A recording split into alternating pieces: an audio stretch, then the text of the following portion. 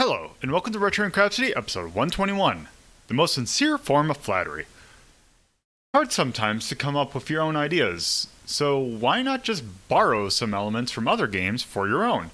That's what these games did, to the point where some of them actually got in legal trouble for it. In this episode, we'll be playing not Space Harrier / Shinobi, not Karate Champ, not Street Fighter 2, not Outrun, and not Space Harrier. One of this month's kind of themes, and there's three of them actually, because all the themes that I had in my poll kind of tied out, so I kind of combined all of them.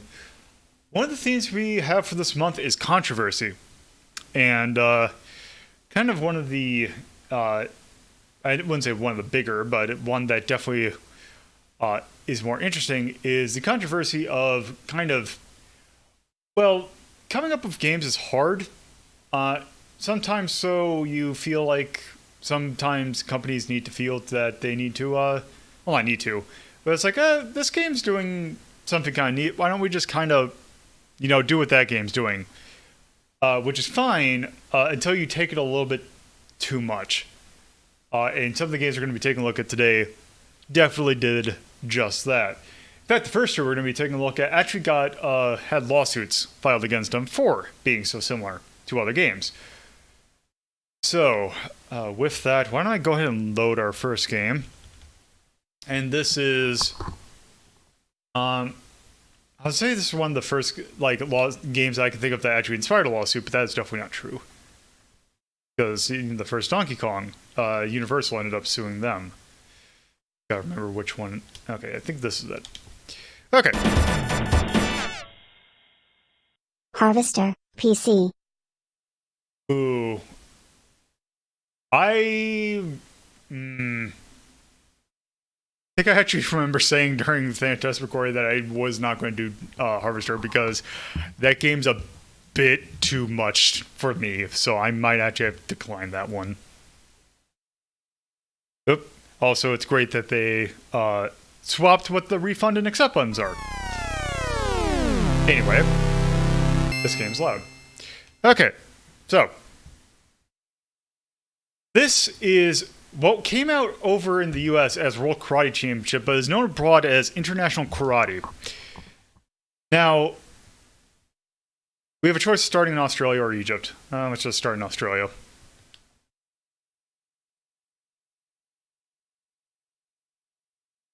Yep, I'm gonna put that away. Okay, so this game is extremely similar to Karate Champ. Also, I'm going to let this demo play because then we get to hear the best part about this game, which is the music.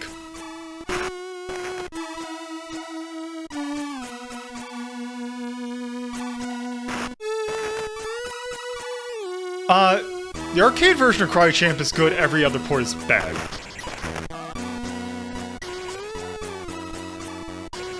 So, the funny thing about this is that even the music itself, is also somewhat of a copy. So, Rob Hubbard, who is famous C64 composer, this song is incredibly similar to the title theme to a movie that was called Merry Christmas, Mr. Lawrence. That came around, I believe it was 1983. It's a very good movie, with very good music. So much so that I guess Mr. Hubbard got kind of inspired to use it in this. Okay, so let's go and start. So if you don't remember Karate Champ, this is very much a karate game, where basically you're trying to. Its first contact causes or ends a round, and you will either get a half point or a full point. I believe full point if you are not countering. Oh, jeez. Well, I already lost. So, let me actually I need to turn on the controller thing so you can see what I'm doing with this. Legend, PS1. That I can take a look at. Okay, let me go on that.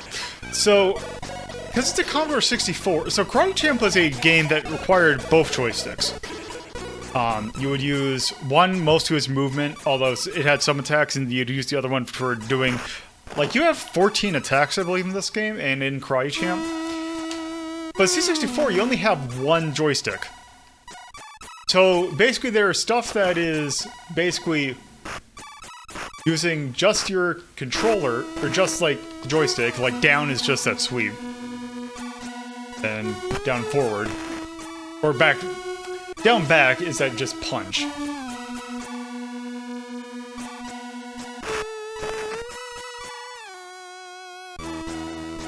And then if you hold down the button, you will do an additional set of attacks.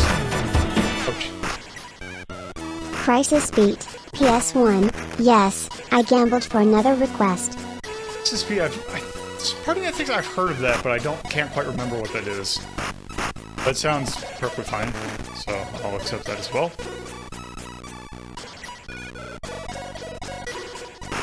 So the thing with this game, and especially Karate Champ, is it's a game of basically what attack you need to use when you're a certain distance away from your opponent. Oh, that's... yeah. That is the... here comes a new challenger from Street Fighter 2, I believe.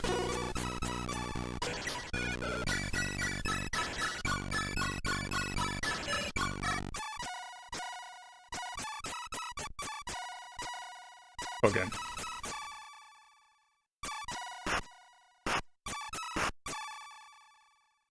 I want to say... Oh. That's not what I was trying to do, but that works. Up? No, it's up as that. Oh!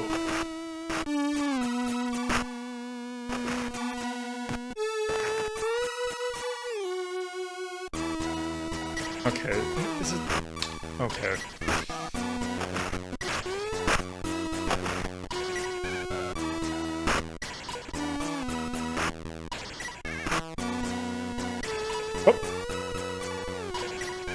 Also, there's a time limit.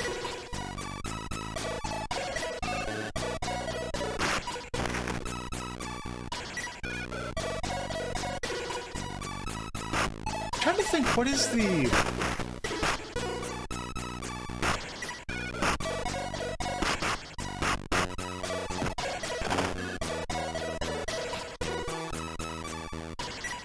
I'm trying to think, you have a jump kick, I just forgot what the input for it is.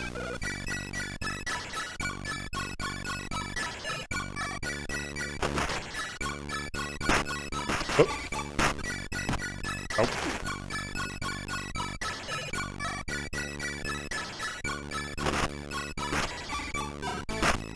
So, every four, if you take a look at the top where it's time, your time and your level, I believe is every 4 levels, it'll switch locales. Yeah, it's using actual karate rules. Which, that's actually one thing that, so, there's the, Data East USA brought a lawsuit against Epix, who is the publisher for this game in the US. And, Data East claim was basically, hey, this game is basically identical to Karate Champ. And, like, you have the same set of moves, it has the same kind of control scheme. Like, it basically plays identically. The thing about it is, though, is that, there is a legal concept that I was not super familiar with until I looked it up. There is the concept of savoir-faire, which is, essentially, it comes with the territory. Because the judge kind of went, like, hey, this game is, like... You're just doing a game based on actual karate. You're not, like, doing some super secret, like... You're not, like... Not like this idea of, like, having a karate tournament was, like, unique to them. Like, they specifically said, you can't, like... We can't have you winning this lawsuit because if you just, like... You can't monopolize an entire sport. Like, just having that one game... Like, being, like, you can't just say, oh, I now have domain over every karate game that involving karate.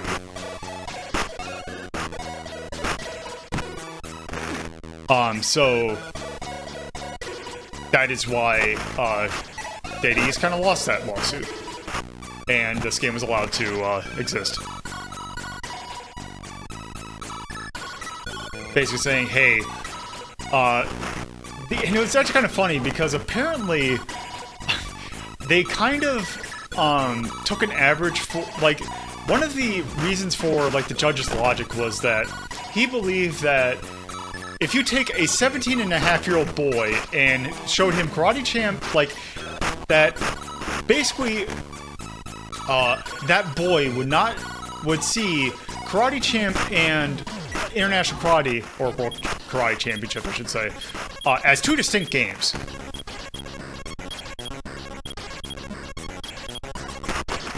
So you couldn't, like, just,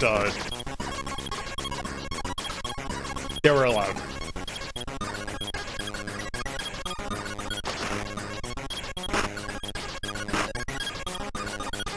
Although it's funny to think about that, because if you think about, you know, football, how, there's one company right now making football games, or American football, I should say.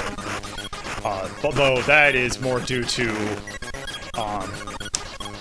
I would guess, faulty antitrust laws in terms of, anti-competition, or anti-competitive, licensing of, I guess, leagues.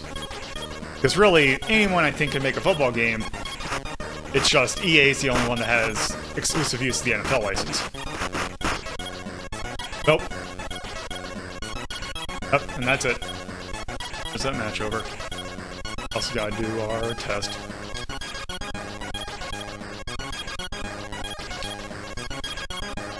So yeah, this game is pretty simple. It is what it is. Like, it's a karate game.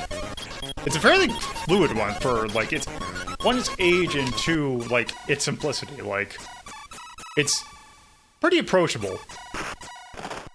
Because even though, the control scheme's weird when you first start, because it's like, okay, my movement is also my attack. So, the yellow belt, like, the colored belts, basically, I believe that is score threshold? Yeah, that's like, it's FIFA, like, I was gonna say, like, normal, like, or I was gonna say, like, soccer, but I can't remember, like, I know PES, there's winning 11, like, FIFA, I don't think EA has exclusivity, but it's been a while since I've seen that kind of stuff. Alright, well, let's see, I think we've seen kind of what this game has to offer, so that's good for that. So why don't I go ahead and bring this up. This. And this. Okay. So, this belongs in the Charisma category, as it is a fighting game. We have the original Karate Champ at 11. Now, I'm trying to think of, like, where do I compare this to the original Karate Champ? I'd put him kind of almost around the same area. Like, there are things about this, like, they are very similar, although it's kind of hard to figure about which one would kind of be better than the other, because they're both so similar. So with that, I kind of think I have to put them at the same tier. Like, they are practically identical. Well, I will go ahead and do this. Put it one below, but then I'll also signal that it is, in fact, same tier. This is episode 121. That came out in 1985. By System 3. C64. It is, in fact, a fighting game. It is very punchy-kicky. It's pretty approachable. So one thing I will say The original, Karate Champ does have like extra like hidden modes, but I always kind of never really cared for the extra ones. Like I just preferred the fighting. So one thing I will go ahead and say, that song, even though it is heavily influenced from other music, the song's really good. Now, the other thing was, let's see.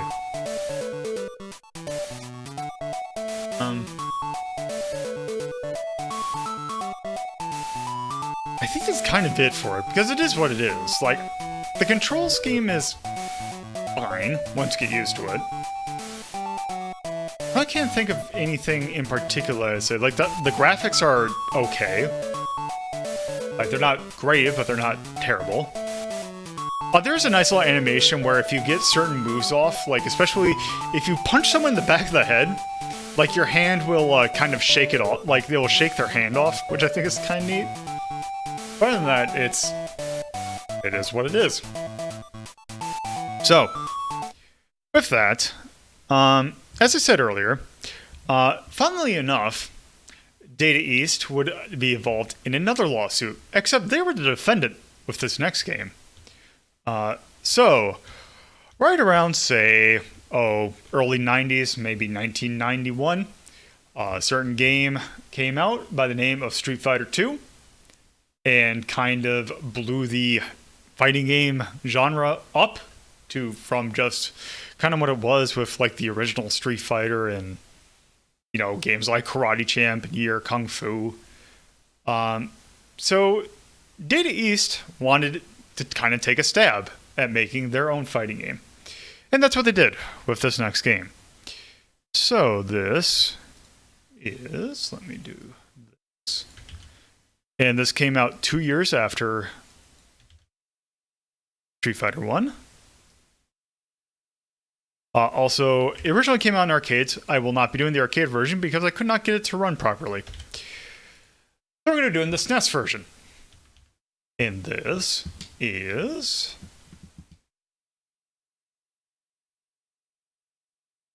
by Data East.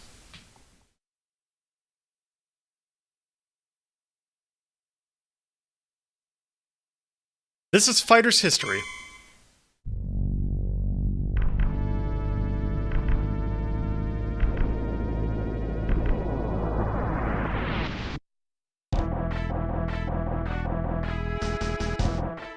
I wonder if there's an intro.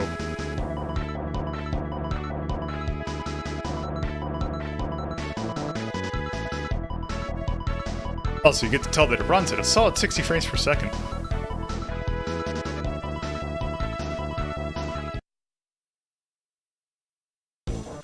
Nope. I guess there isn't an intro.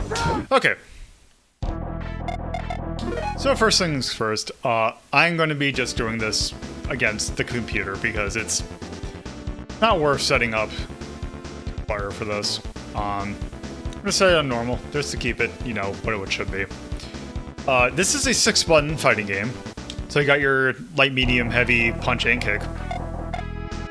And let's just do CPU battle.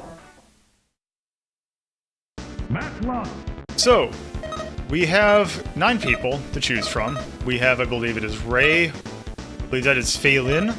It's Ryoko. I forgot what his name is. That is also someone I forgot what his name is. That's Matlock. That's Mizuguchi.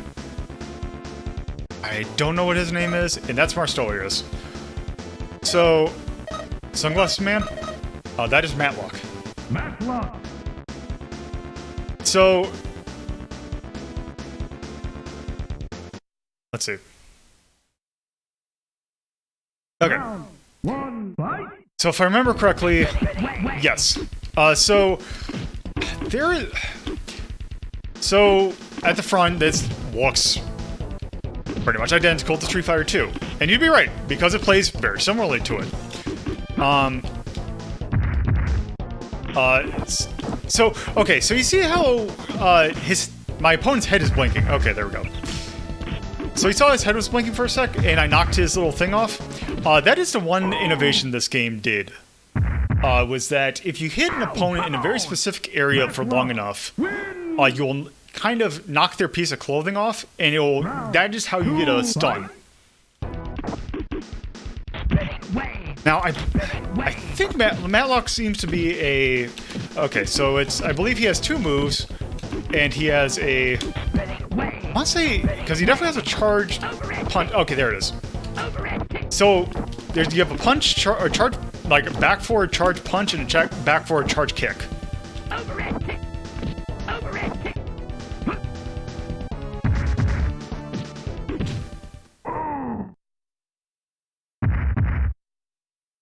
Come on! Matlock wins!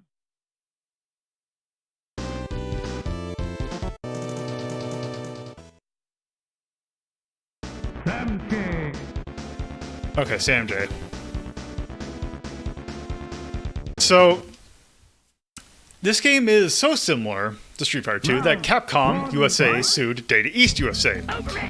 Because they were basically like, hey, this game is way too similar to Street Fighter 2, because if you think about their games like Art of Fighting and Fatal Fury that came out at this point, but they did at least a little bit more. Like, Fatal Fury had its, lane changes, and Art of Fighting had its weird, key meet thing where you had to charge up your super moves. This just basically played really close to Street Fighter 2. In fact, so much so that the judge who was actually governing this case straight up said, hey, the character Phelan looked way too... Like, he pointed out 3 characters that looked way too much like characters from Street Fighter 2. Matlock looked too much like Guile, Phelan looked too much like Chun-Li, and Mitsuguchi is too much like Ryu. Even Matlock kind of... Like, Matlock has the sonic boom input, Flash kicks a little bit differently.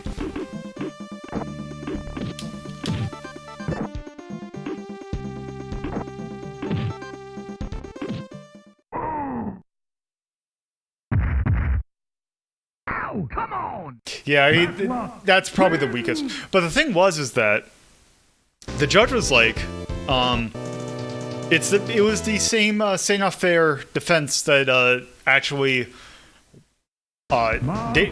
helped Data East this time, because they were like, these are just, if you think about this as like characters in like a kung fu movie. Like, you have the same stereotypes. Like, it's more akin to, the genre of, fighting game stuff. It's not so much fighting games, it's just, kung fu stuff.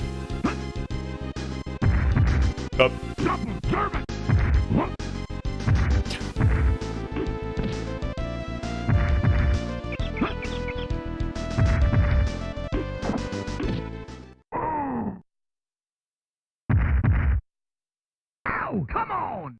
Matlock wins! Round 2, fight!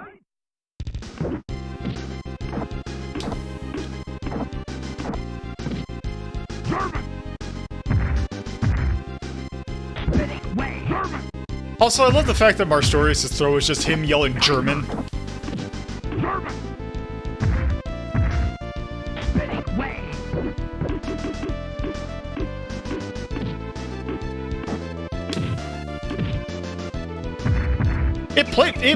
It plays perfectly fine. Maybe it's pretty close. I would say it doesn't play better than Street Fighter 2, but it definitely is not worse. Like, it's around the same. Like, it's not like the level of, say,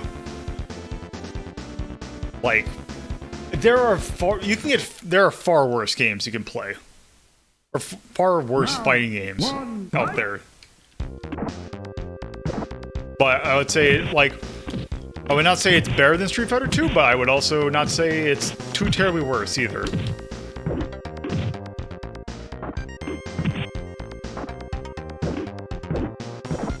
Now, would I say play this over, say, something like maybe Art of Fighting or Fatal Fury? Maybe not.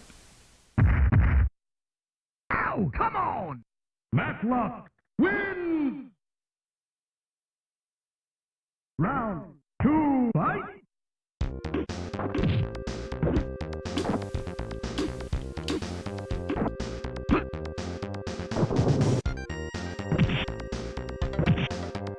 One other thing I will say that's nice is that other than charge attacks, you do have characters that have, they have the standard Hadouken motion, so the forward quarter circle, and then you have backwards half circles. There are no Dragon Punch motions, so no forward, down, down, forward attacks, which is really nice. So it's actually pretty easy to get a lot of moves off.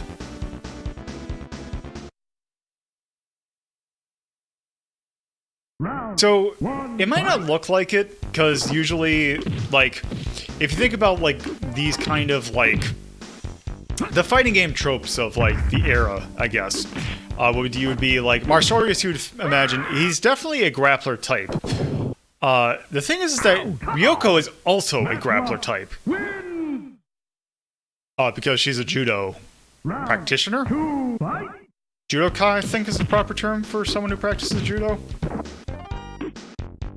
But yeah, she has a combination of, I think she seems to have 2 different command grabs, except it's weird because both of her command grabs have, like, similar inputs, but they come out at different times. Ow, come on! Matlock, win!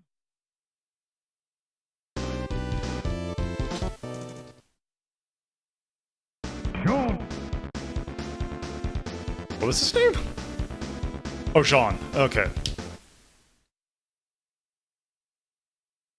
Round 1. God, this looks like this looks like it would be like it'd be like a Charlotte stage from like Samurai Showdown.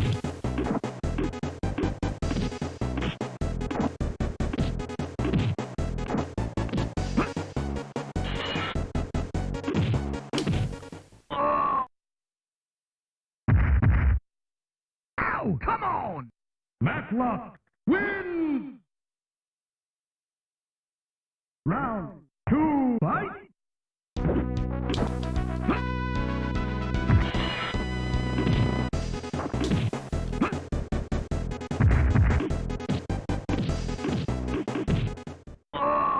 Yeah, you do have a little bit of M. Bison stage, and like I think was it Guile stage that had like the boxes that you can break. There really a lot of them had. Now that I think about it, in Street Fighter 2. Round 1, fight!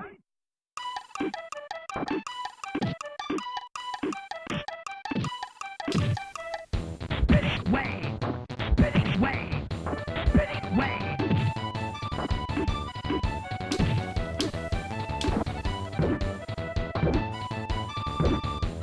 That kind of has a bootleg Duck King thing going on for him. It's Duck King without, like, the charm.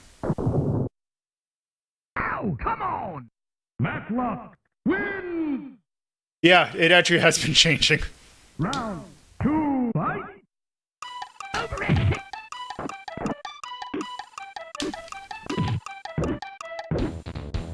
Also, that is a interesting crouching heavy.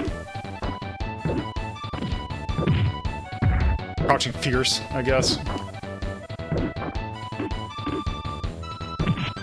Oh. Oh yeah, also the Phelan's weak point is her chest, I guess. Well, not the chest, like the little thing on her shoulders. Matlock, win!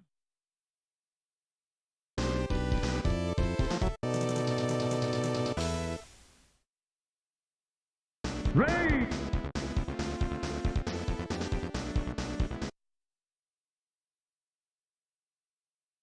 Round 1, fight! Spinning way!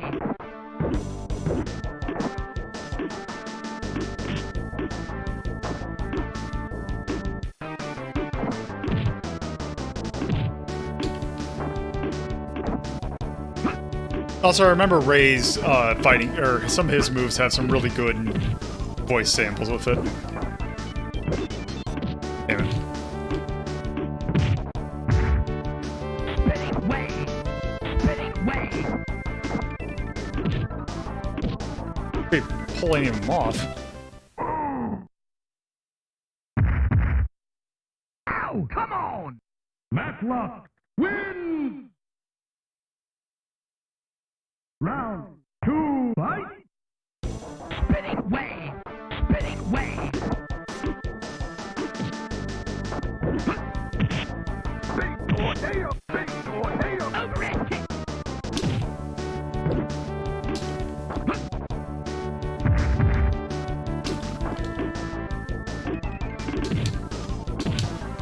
Which is good because I normally am not a fighting or a charge character in fight or a charged character person.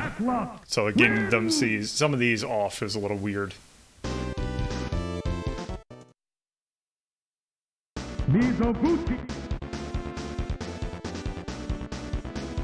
Now, since we're playing an ESWAT, I wonder if it's going to let us fight the final boss. Round 1, fight! Spinning wave!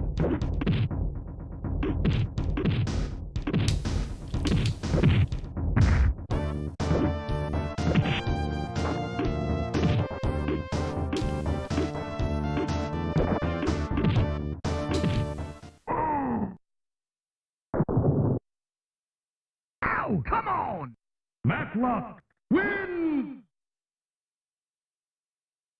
Round 2, fight! Spinning wave!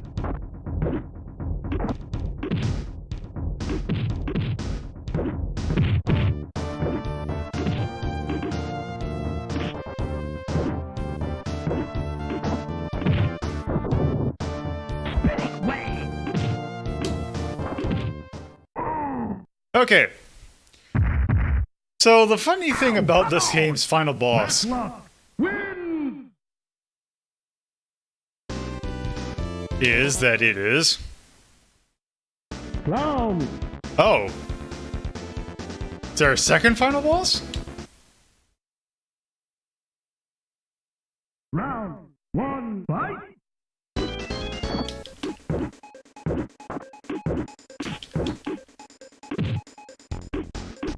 Okay, so I guess this is this.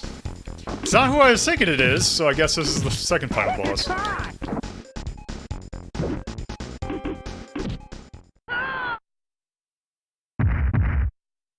Ow, come on! Matlock wins! Round 2, fight!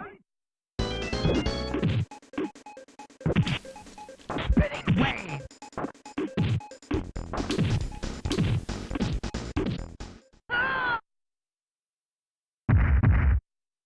Ow, come on! Matlock wins! And I think even the clown in Balls was better than that. Okay, an actual final boss is Karnov.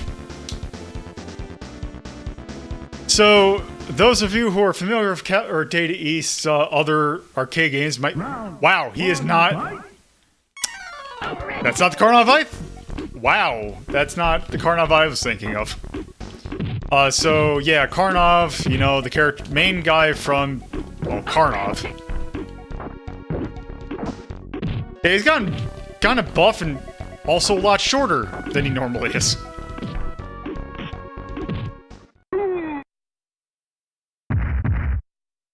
Ow, come on! Matlock wins! I really need to rank Karnov, because that is a game and a half. But does Thank he you breathe for fire? the sub. He might breathe fire if I can get him, if he'd actually... Well, let's find out. Fire! He breathes fire.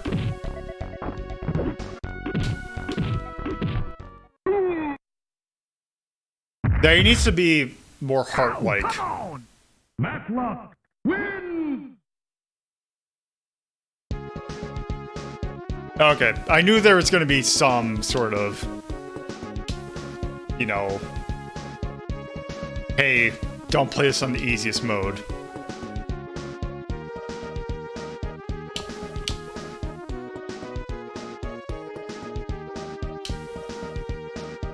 Oh, let's see, did it stick? Well, I guess we... Wait, didn't... Well...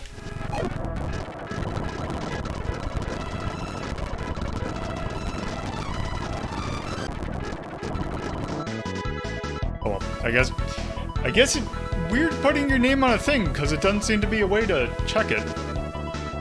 Okay. Well, anyway, let's go ahead and do this. Oh. There. Okay. Oop. So, fighter's history. Yeah. Let's see. We have Street Fighter 2 up there. I don't know if I'd put it that high. 'Cause I'm thinking...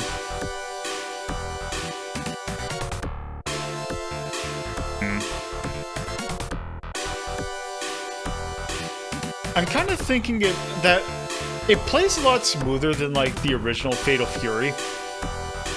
So, I would probably put it above that. I would not put it above Bloody Roar, though.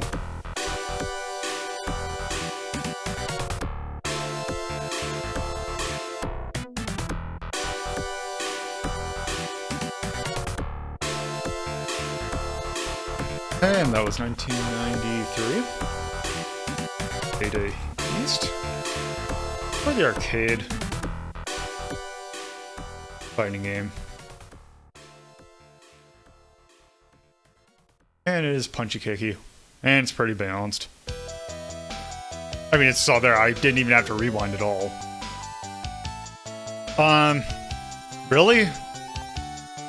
I can't think of a single thing that I put for like or dislike, because it just exists. Like, there's nothing really major that I would say, hey, this game does this well. It does everything fine. That's about it, though. Its music is okay, its control is okay, its characters are okay. So yeah, with that, I think... I wouldn't even say it's bland, because it's, like, if you're playing it plays perfectly fine. Like, it's not the kind of... It's not boring, it's just... It's... If you're playing it with someone else, I mean, it's perfectly fine. So I don't even think bland would be appropriate for it. I think we're just gonna leave this without any charms. Okay. So with that, let's move on to our kind of next segment. Because it turns out during, particularly the going on from 89 to 90, there were a lot of games that basically be I can't believe it's not Rolling Thunder, or I can't believe it's not Shinobi. Starting for first one, because speaking of it, I can't believe it's not Shinobi. Shinobi itself was already a kind of take on the Rolling Thunder kind of formula. This next game kind of takes that up quite a little bit more. In terms of like base gameplay, there are definitely some different things than Rolling Thunder, but it's still pretty similar. And I think most people are probably familiar with the home port of this. We're going to be taking a look at the arcade version of this. So, this is Cyber Police ESWAT, the ultimate factor in the battle against crime, which unfortunately does not have the awesome voice sample that the Genesis version does. And from what you can see here, this is very Rolling Thunder, and also your character looks off. Kind of has a very anemic stance on his kind of holding his gun. But also we get to see the main thing about this game that's kind of interesting is the fact that after a certain point you get the I forgot what they call it, but it's like the ice suit. But you get the Cyber Police part, Cyber Police ESWAT. Let's go ahead and start. So we don't start out at ESWAT, we have to earn our way kind of to get our suit. Hey, let's party! Okay, so we have a jump and a shot, and we have an ammo counter, and we have a life bar, which actually has more shots than Rolling Thunder definitely did. Because there's a lot of stuff that will just take one pip off, although some shots will kind of take off two. The weird thing is that it's kind of inconsistent on when it'll actually take, two things off your health bar or just one.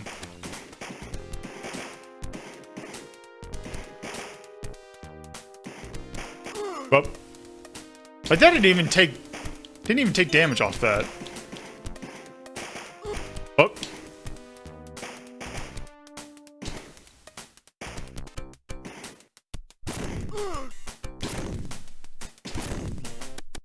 So this guy you just kind of have to... He uses a... Apparently also our pistol is so weak that it can't even penetrate a garbage can.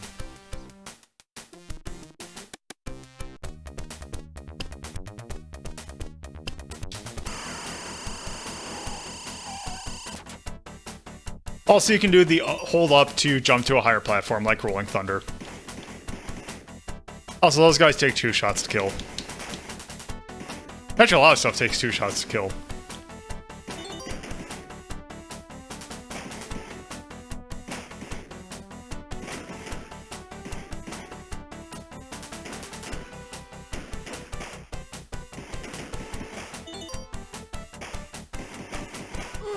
Oh.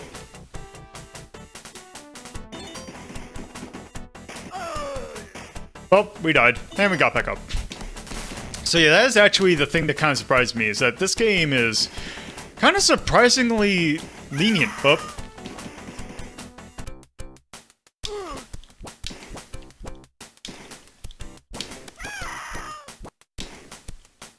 Oh.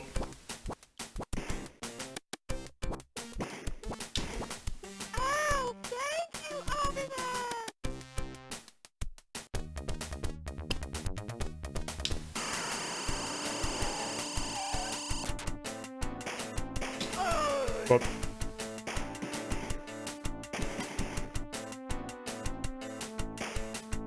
Also, you can go in the background.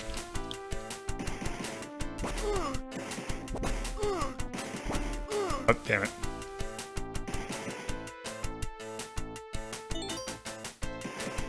Oh yeah, and you can bump into enemies as much as you want. Oh, we're back.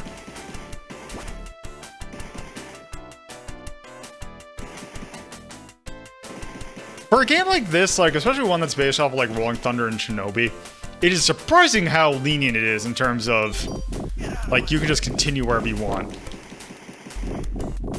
This is real goofy. Yes, it is. Yeah.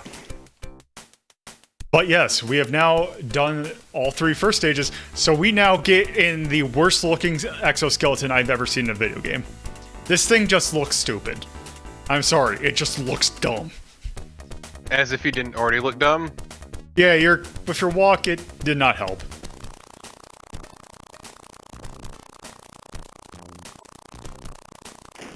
It just looks so chunky. Oh, although it does break apart as you take damage, which is kind of neat. Also, our main gun is now upgraded to an automatic gun. Oh, and also the thing we picked up, we now have access to this one, which, great, I wasted that. But it's basically your super gun.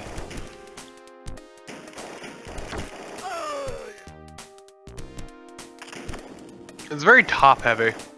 Yeah.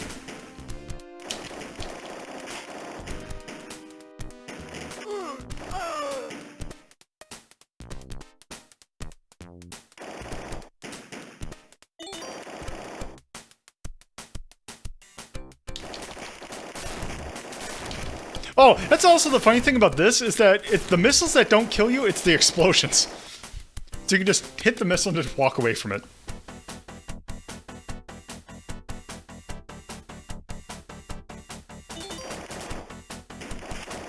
Okay, but that run was really good.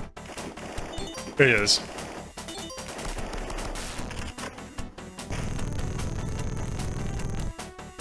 And that I is... also love that under that power armor, you're just wearing your khakis. Yep.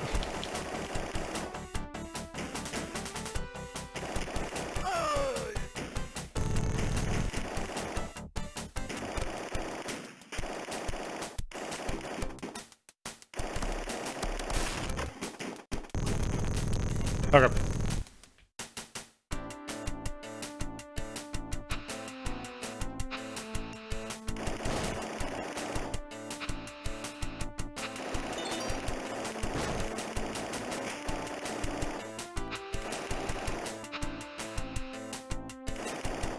Also, I'm about to... Oh, right. When you run out of ammo, you just kick people.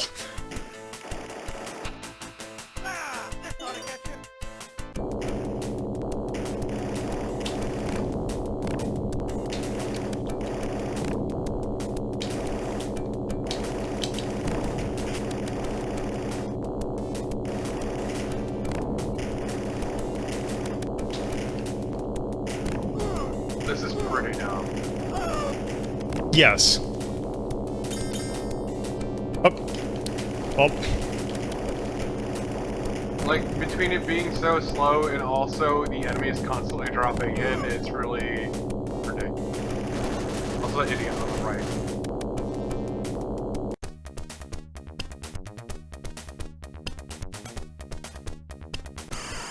Also, I will say I like this level because the bosses for it are really stupid.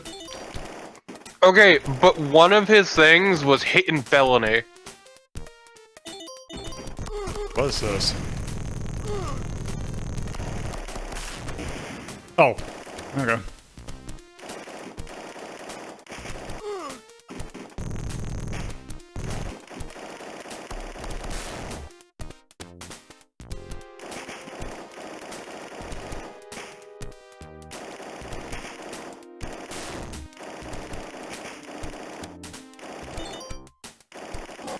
Also, this boss is just a tiger.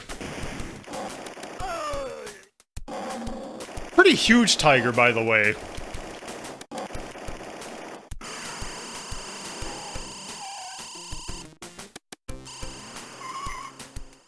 The console version of this game is kind of superior in practically every way.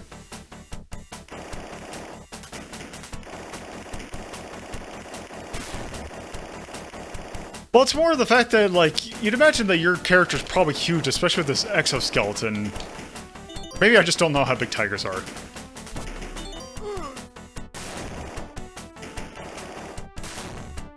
Tigers are real big. You know what also is really big? What is really big? Gorillas. I'm sorry?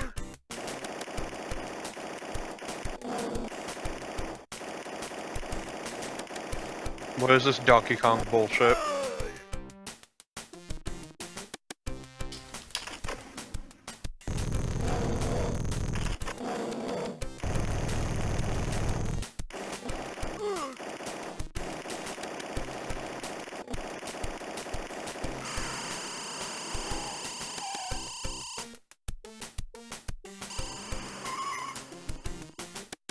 I believe it came out the same year, actually. I think, or it was either year or this came out a year after.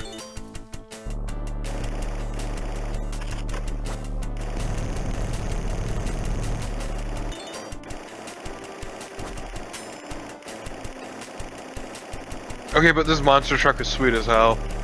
Yeah.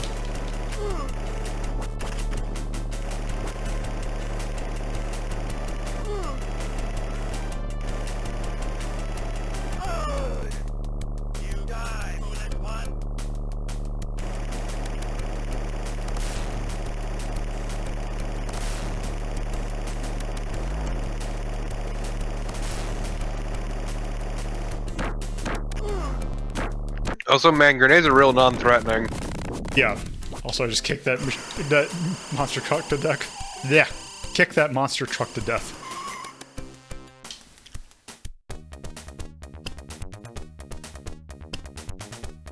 Alleged war criminal.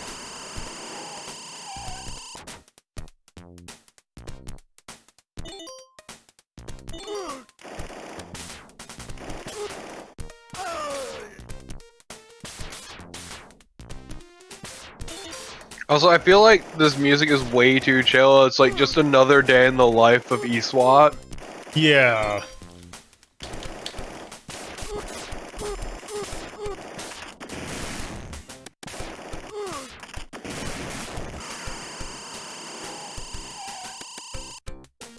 Yeah, we're hunting a war criminal. What of it?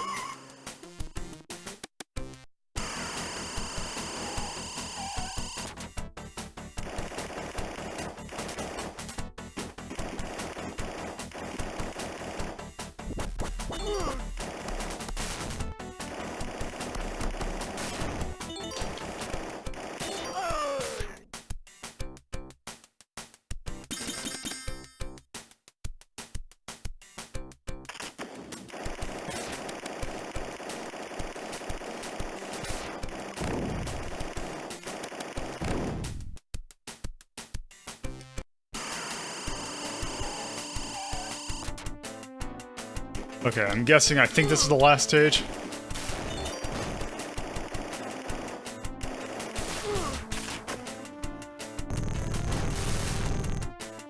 Look, I just like that we go from hit and felony to alleged war criminal.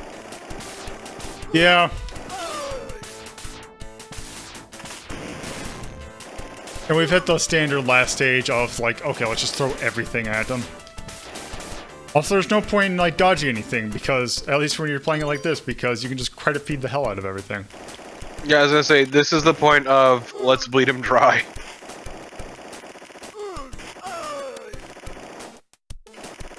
Also, I think these are like the only enemies I can think of that actually appear in the console version. Oh, is there a stage 13?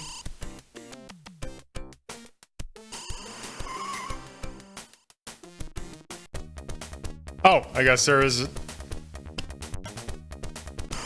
another alleged war criminal. I think this is supposed to be the actual one, because the previous ones were just robots. I guess.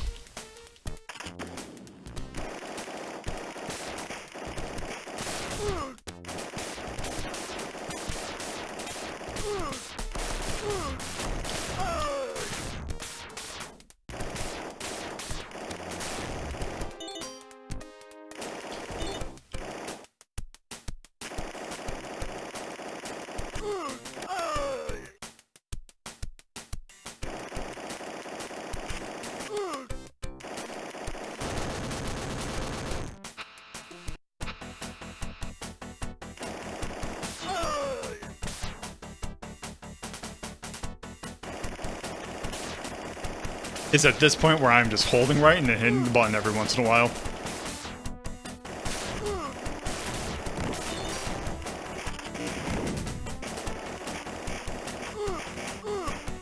But sometimes it's nice when a game has mercy on you and lets you continue like really easily in certain things, but at the same time, there is no threat to this game. Also, things do wildly inconsistent damage, so it's weird.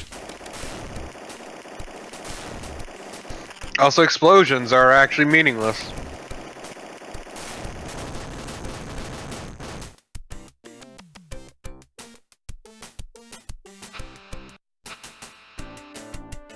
Tell no lies, ask no questions. Roll Conquest. I just love that you waddle like you just shit yourself. Yeah. It's actually one of those like real robot things where it's actually trying to show you how like a massive... I just like this obey, stay asleep.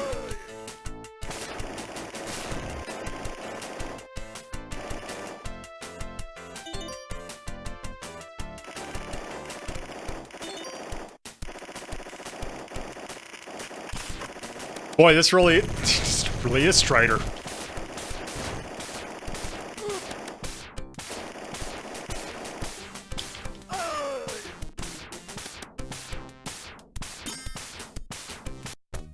Oh! Sure. It does that thing. Okay, I guess I need to actually rewind for this. It does that thing that some arcade games do where if you can't continue on the last boss. Also, DM, you're right. Yeah, he's just been stewing in his own juices for days. What? The hell did you just... Whatever. I don't care. What? Just that... Whatever that text was, I saw words and I didn't... The ultimate factor is in your hands! Prime Buster. The Liberty Tribune. Hold on, let's see. What is it? Possible word... FOVs for genocide. Foils for... Wait, ESWAT rate scores high. Foils for genocide. Okay, but wait. Go back and look at the right, because it's really good. Possible war criminal is in group. The Liberty Tribune here in Liberty City.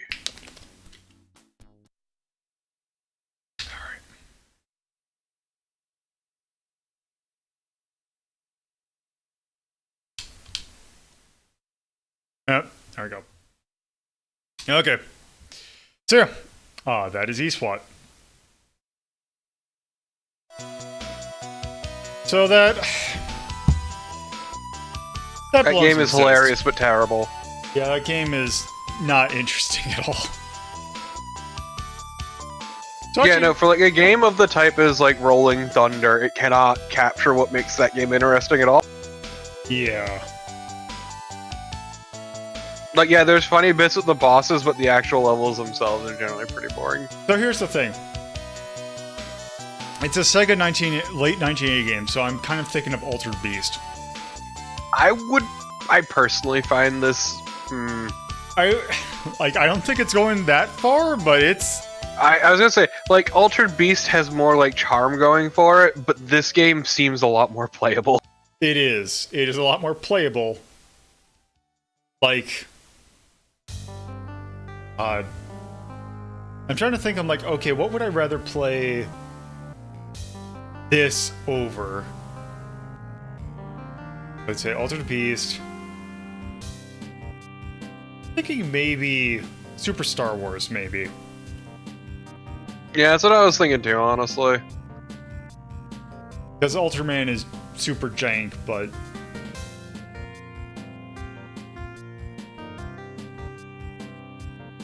Ultraman is super jank, but this is more visually interesting than it. Or at least when this game is interesting. Yeah. Third place ESWAT. 121. 89. Sega for the arcade. This is an action game. Let's call it Crime. Like, I'm gonna be real, the only thing that really stuck out to me was the monster truck. Pretty much the monster truck and the ape. Yeah, in the monster truck at least was very non-threatening because explosions don't do anything. Yeah.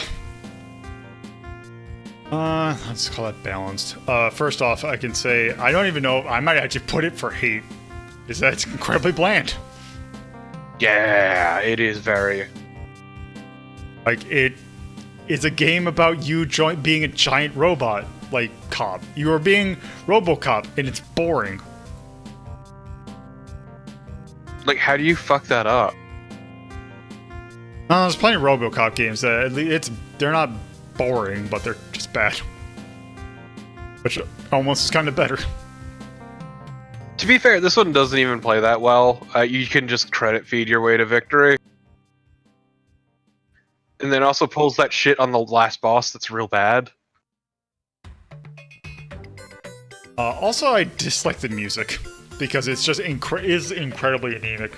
And also, I might as well put gameplay there. Very anemic, very repetitive, and it doesn't suit the mood ever. Yeah.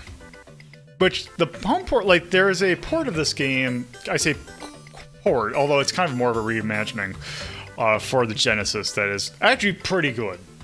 It plays kind of similar, but it's actually, you know, challenging and, like, interesting. They give you a jetpack. Other than that, I can't really think of anything to like about it. Alright, well, with that, let's move on to our next Rolling Thunder alike. Although this is more of a Shinobi alike. This is actually a game that I... Oh, go ahead. I was gonna say, let's be real, also, your robot form looks really fucking lame and you move like you shit yourself. Yes. So this is actually a game that I had not even really heard of until, like, a few days ago. So this is a Konami's kind of attempt at this. And it's an arcade game, and it's, well, let's just load it up.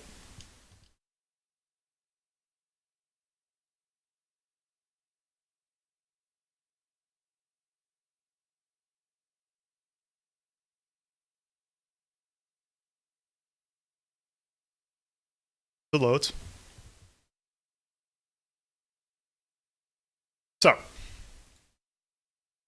So I'm gonna turn it there. Let's see.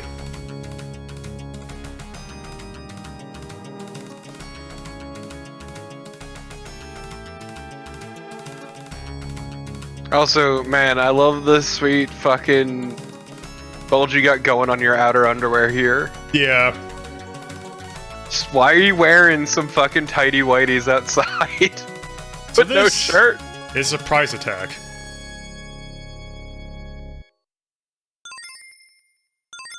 Okay, let's go and start.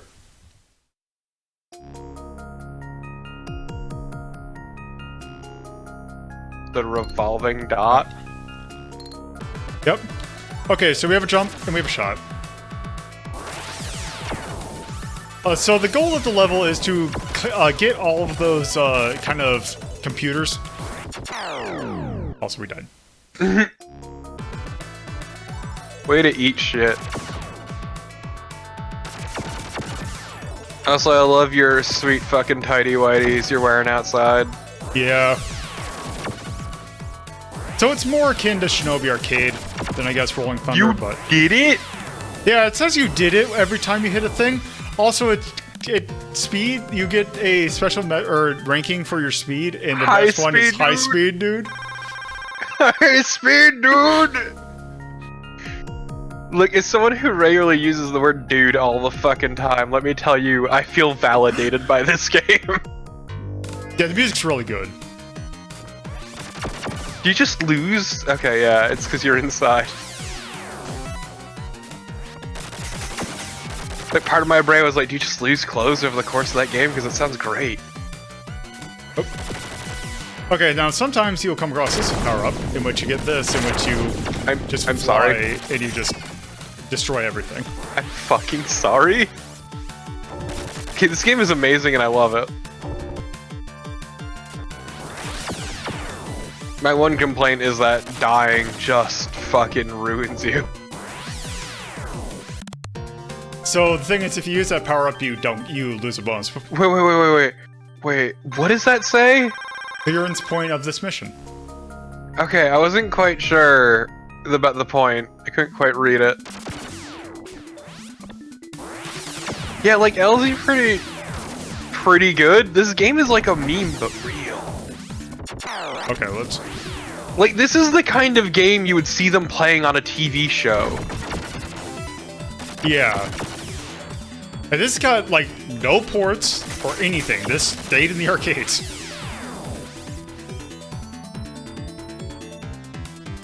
Oh, let's, God, the fuck is this game? it's great, because there's a thing we haven't seen yet that's great. Also, those enemies suck, because they have this weird homing shot that is a royal nightmare to deal with. Okay, but mover fuel is pretty powerful.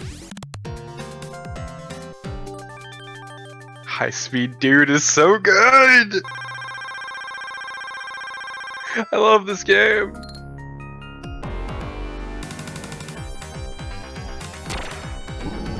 Okay, that's actually pretty kind of it. Oh wow, those lasers are a bit hard to read.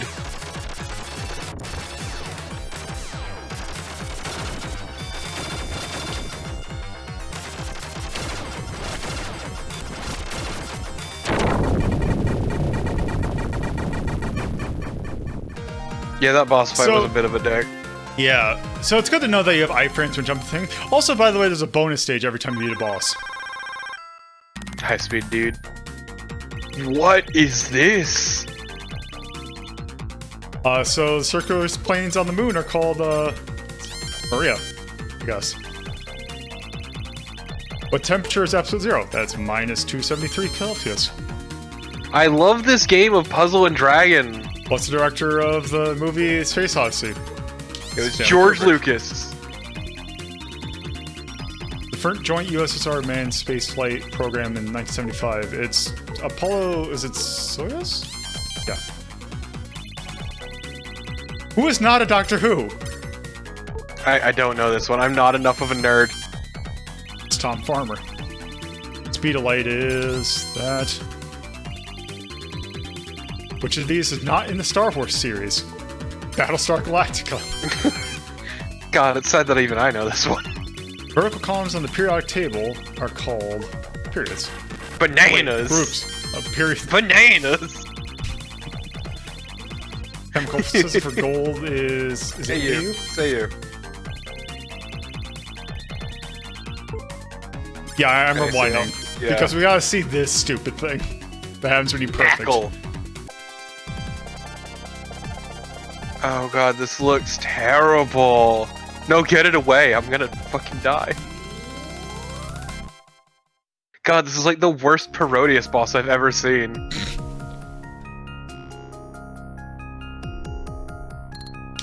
Okay, so now we have a different mechanic. Finally, it's the letter V 6 times, my favorite game. Can't believe they ripped this game off. Whoa, what the? You went right through him. Oh, okay.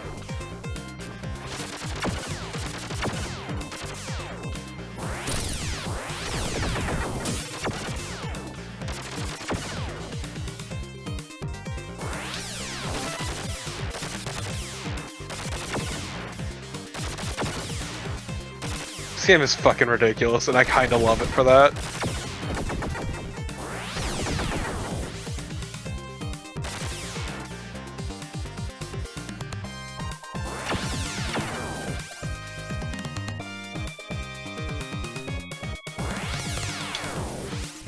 Medium-paced I operator. also like... Danny is pretty fucking on the point there, is that, Looks like a click-and-play game. yeah, that quiz bit.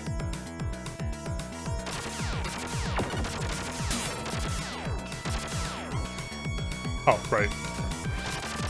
So yeah, I kind of appreciate how fucking bulky these suits are.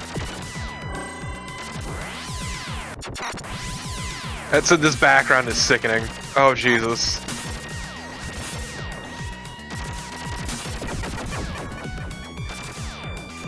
Like the background is moving too much for a game that scrolls like this. Ah, R19. The real shit. Don't tell your mom about this one. Oop. Oh yeah, no, this fucking background is awful, honestly. Like, I'm pretty on board with this game for the most part, but this background is not okay. Yeah. I think it's Medium-paced operator, holy shit! I think this is like one of the few levels that does this. But you're a medium-paced operator!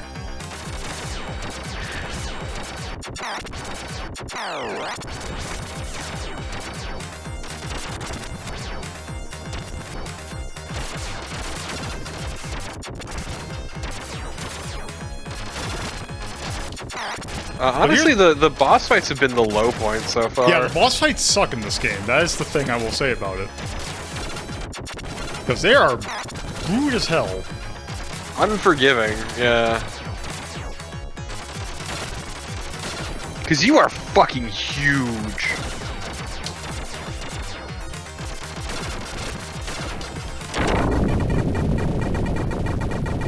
Congrats on murdering Also, that by the way, thing. that what I just did was a medium-paced operator.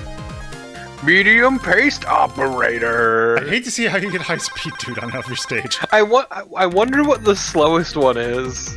I can find. Oh, I will God. find out. We discovered gravity. We can find apple. It was me. It hurt. Actually, what was the options? Socrates. Okay. Albert Einstein and Socrates. Excuse me, The Earth Socrates. has one satellite, the moon. Yeah. Pom equals MC square.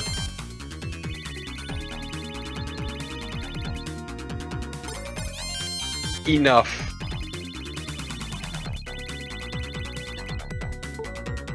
What? 66.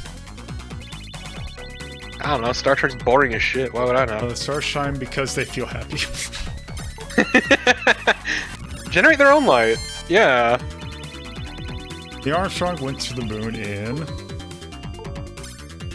Yeah. Core... Earth thing. Extra tough. Extra tough!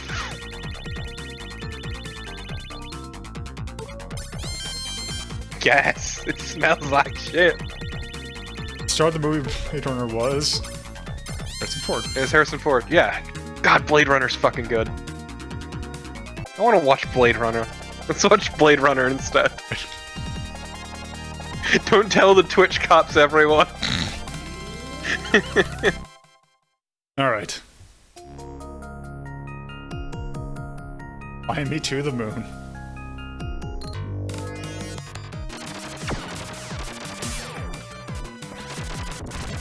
It's my favorite Bayonetta song. Oh, right, there's these enemies, which have a... Because it's like some enemies just have like a time... Like, you have to actually time it out when you can actually hit them. And it's like the drop kick, or like the spin... Like the somersaults... Not somersaulting. Cartwheeling ladies are the nightmare to deal with, because they have like a 1-frame window in which you can actually hit them. Man, it sure is fucked up that Bayonetta invented Fly Me to the Moon. That was the song that's the ending from Evangelion, right? The original Yes. Yep, the original one, and then they probably lost the rights. one? Which is surprising. How is that song not public domain yet?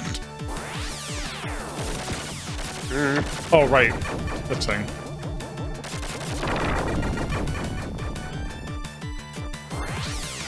Oh, actually, let's...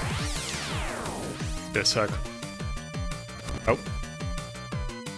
Yeah, just wait till it hits the 30-second mark. Okay, but that idol, it's pretty good.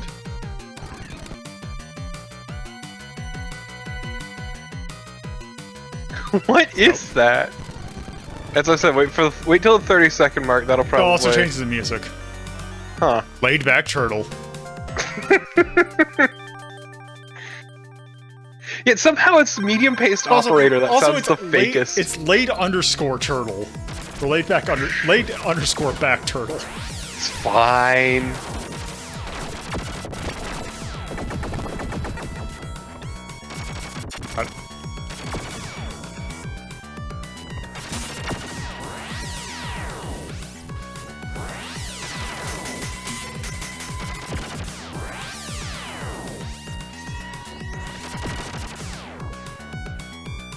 Okay, but Elsie, let me tell you about how only ever hearing about Moon River from my grandpa and then playing Bayonetta 2. To say I heard from Moon River because I had to sing it in chorus. Oh, that is unfortunate.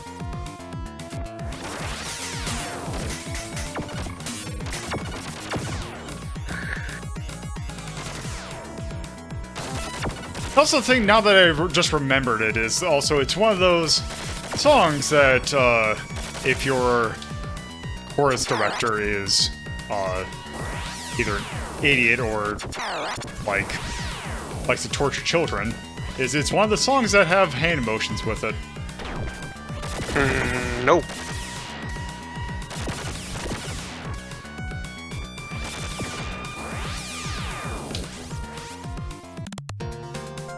God, you are just getting screwed. How much time do you start with? It's like, I think, 1:30. If it's 1:30, it probably measures it in... What is this?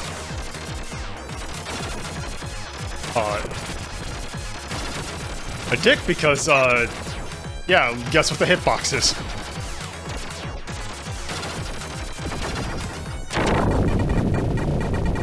Okay. So I smack shit around. We're a high-speed dude again. Everything is alright with the world. Also, guess what time it is.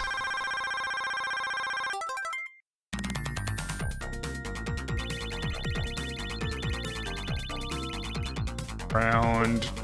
no. Well, let's see if... Actually, let's see if... Saturn. Yeah, it was called a bowler. Oh no, it's just the name of the boss.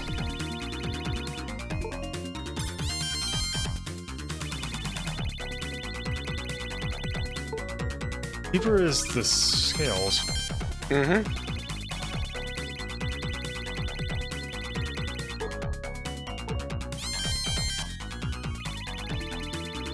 What a weird limit. Oh, that is... Also, okay, so if you can tell at home, 1 is MG, 2 is HG. That is some bad text. HG for huge. That is fucking rude right there.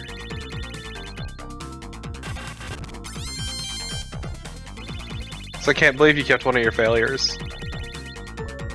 Well, I want to see how it... I want to see if you still get that. If we still get baddies that are... The Dolmens. The Spartaks. Hey, you get a shitload less points. Yeah. Okay, so... You don't get the kisses though, so what's the point? So... Also, it's gone back to a normal stage, but we got stuff we need to take a look at, so we're gonna move on. This game's fucking rad as shit. Holy hell. Yeah, that game is... Surprisingly, it's weird that we have not heard more of that game. Yeah, it's weird that it's one of those things that just seems like it kind of died in obscurity. Yeah, unfortunately, I don't think it's going to go that high, but it's... No. From a gameplay perspective, it's kind of a real asshole. It's a real fucker. We did not see it, but there is a monster truck boss in that game that it could be one of the worst boss fights I've ever played in a game, because it revolves you having to sit in a ditch and have it roll over you. And you get, like, also, no don't time. forget that you cheated like a motherfucker, but every time you die, you restart the level. It saves your bombs, though, which seems to be nice. Yeah, but it's still... Yeah. Still, though, I would still say it's... Because where do we put Shinobi Arcade? Okay, it's at 143. So, I would kind of say that this is better than that. Yeah. But, I'm not sure where I would put this one, because... Weird. Yeah, because it's kind of an asshole, but it's a real charming asshole.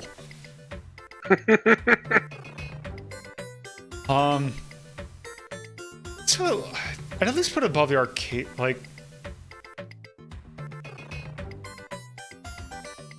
Give Mapuline there.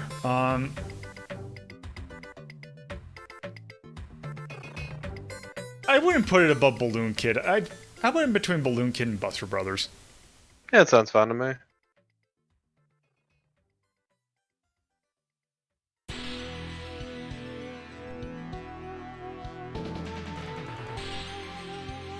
Surprise Attack. Surprise game. It doesn't help that it's like a super generic name. Kid. Action. This is Space Wars. Mm-hmm. All hell. Okay, so this game is expert. This game's really hard. So what would you say? What are your likes and dislikes?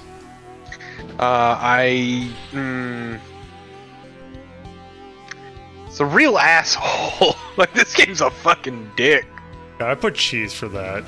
Yeah. But I'm thinking the music. Music's pretty good. I do Music- think it's charming. Yeah, how about music and charm? Yeah. And then So that's the graphics weren't the most amazing. They weren't terrible, but they weren't really a whole lot to write home about. yeah. That's it. One little thing I... Thank you for the bits. Nice. How's it feel to have your brother just giving you money? $2. Good. I mean, he also resubbed earlier today. All right, earlier this session. Anyway, okay, so yeah, with that. So this next game is probably one of the more well-known. This one is a bit more blatant on its inspiration, but with kind of good reasoning. Because there's a reason why it's similar, or at least kind of a reason. Let's load this up. It's also the one that... This is actually kind of funny, because I actually played this game before I played Rolling Thunder. So when I first played Rolling Thunder, I'm like, oh, this is weirdly like this game. So let's load this up. And I should have gotten a fan translation of the, because apparently the plot's a little different in the Japanese version, but I don't really care. Anyway, I think it's close enough. So this is... Gonna take a while to load, apparently.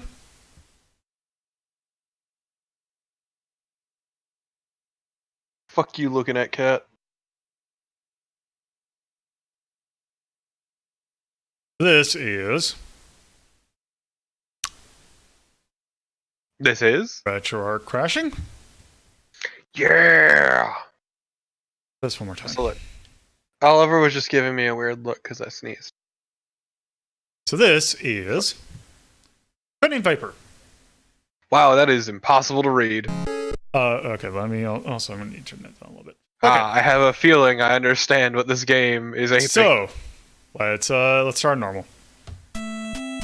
Also, questionable palette. Okay, but I deeply appreciate the, you just holding up a gun to your commanding officer. Yeah, also, our face is the same color as our pants. Who said you're wearing pants? That's the thing.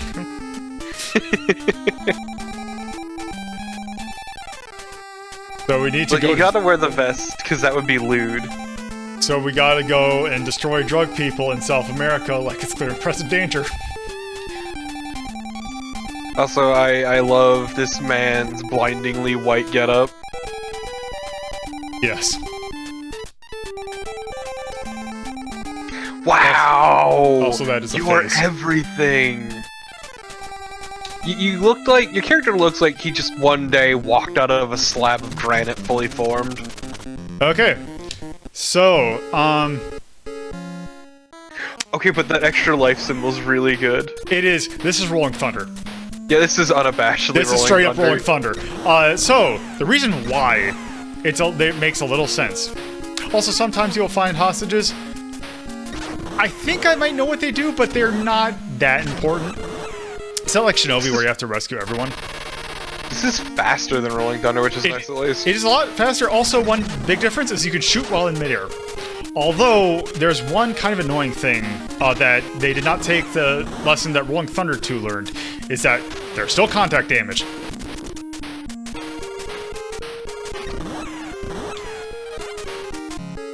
So, the reason why it makes sense that this game is what it is, so this game is, Capcom published it, but it is not Capcom developed.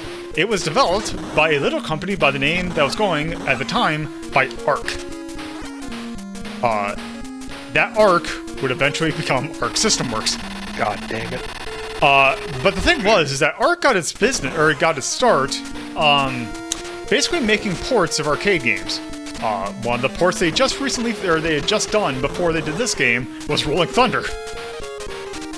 So they literally made Rolling Thunder for the Famicom port of Rolling Thunder.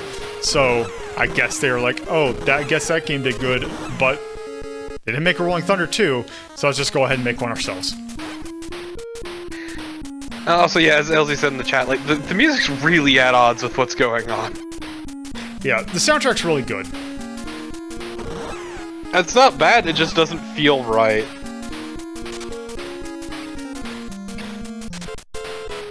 That makes sense.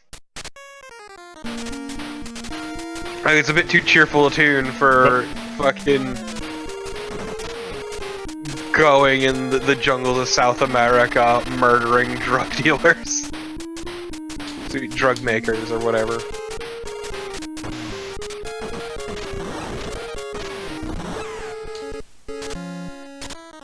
So this game really fucking moves. It does. Almost a little bit too much, because it's Rolling Thunder, so I mean, it's the same logic. If you get shot, you die. One thing one other thing is though, is that it literally, a shot will take 2 pips. You can get, so right there, that's height enough that you can't crouch underneath that. You have to jump.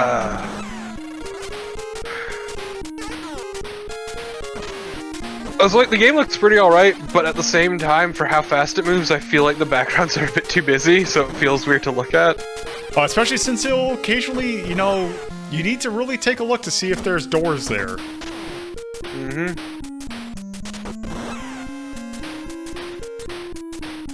Congrats on rescuing the hostage. Oh! That's it. So here's the thing. There is a special objective, well, not special objective, but there is something you need to do in every stage, and also I seem to have not found it. How the hell did I miss it? Is it down here? Did you, like, miss a special hostage? Yes. Where is he? I thought Were it was... you not a bad enough dude to save the president? How did I miss him? Is it right... Oh. Oh, that's not it. Alright, that's gun bullet. Did you ever go over to the left up here? There it No, is. I think everyone there, yeah. What? Yeah, so you have to find a bomb in order to finish the stage. Does that man just have a bomb strapped to his chest or something? Like... He has grenades, apparently. Like, you don't have any, because where would you hide them? On your fucking pubes? I mean, this isn't Madball 34. I know. Thank God. Thank fuck.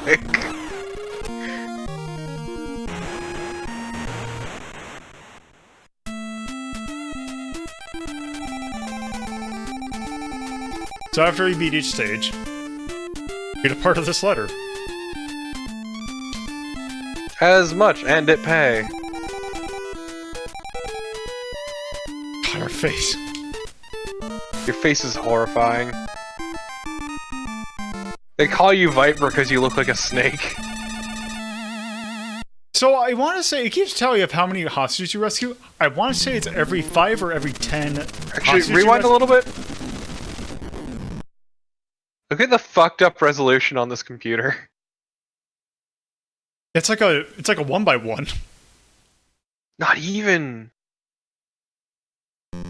Like, Jesus. So, what was I gonna say?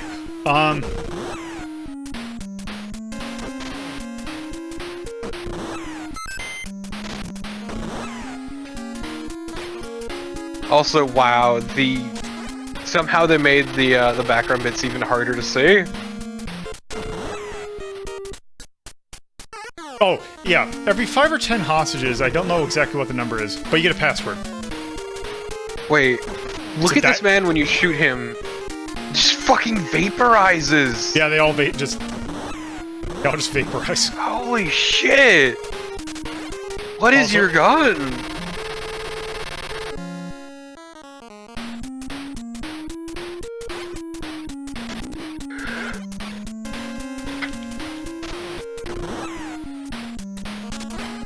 Look, I just noticed.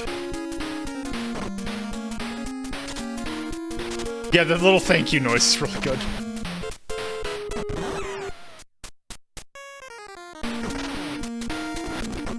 God, but this kind It of feels makes... kind of wrong, the enemies that have more than one hit.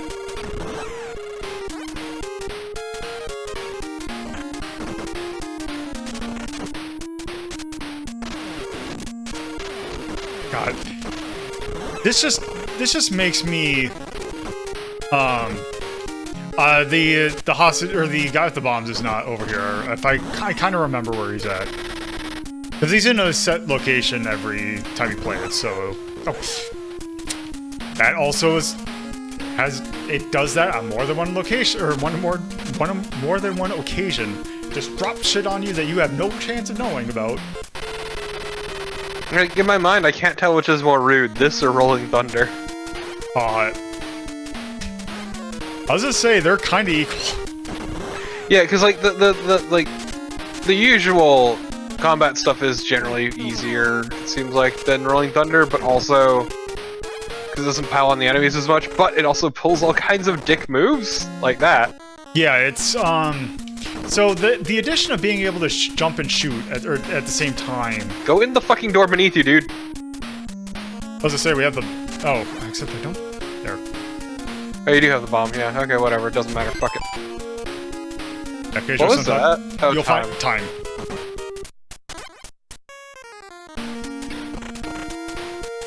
so this just make. Oh god.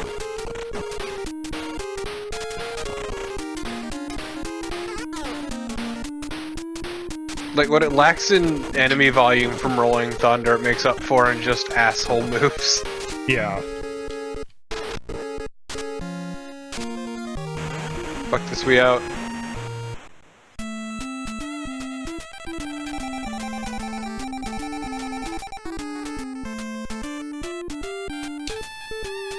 We must pay attention to.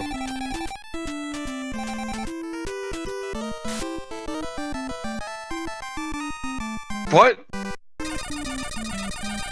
What is that? A man's getting fucked up! Yeah.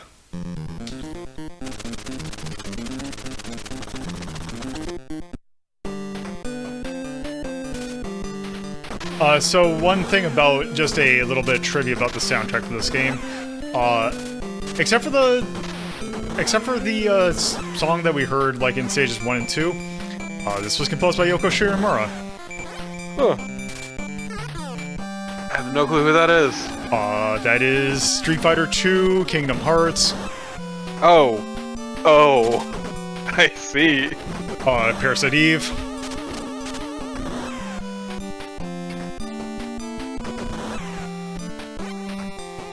I do love when you rescue skeletons. It's pretty good.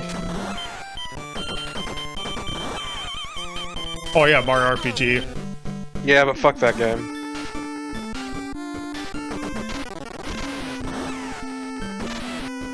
Okay. Wow, what the fuck, game?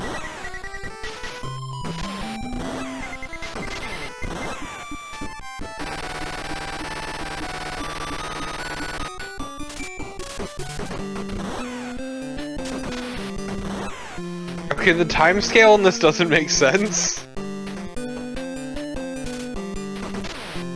Because each second takes several seconds.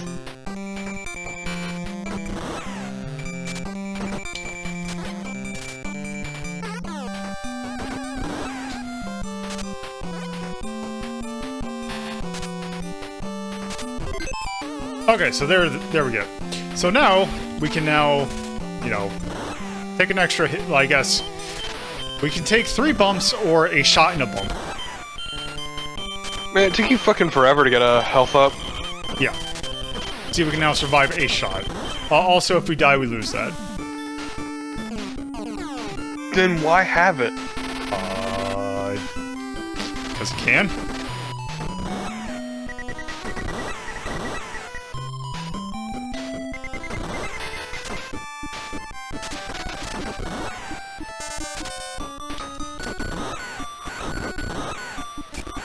God, this game also, it does something that I don't remember Rolling Thunder doing, but it really toys with height.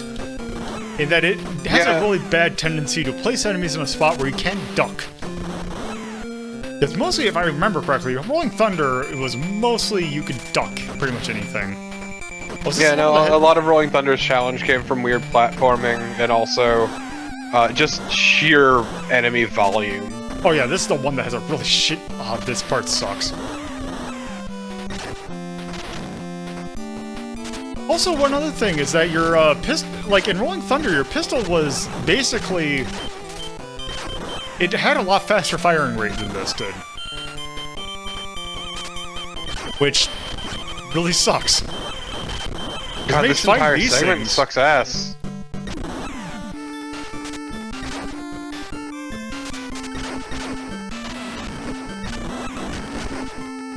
You can take the hit.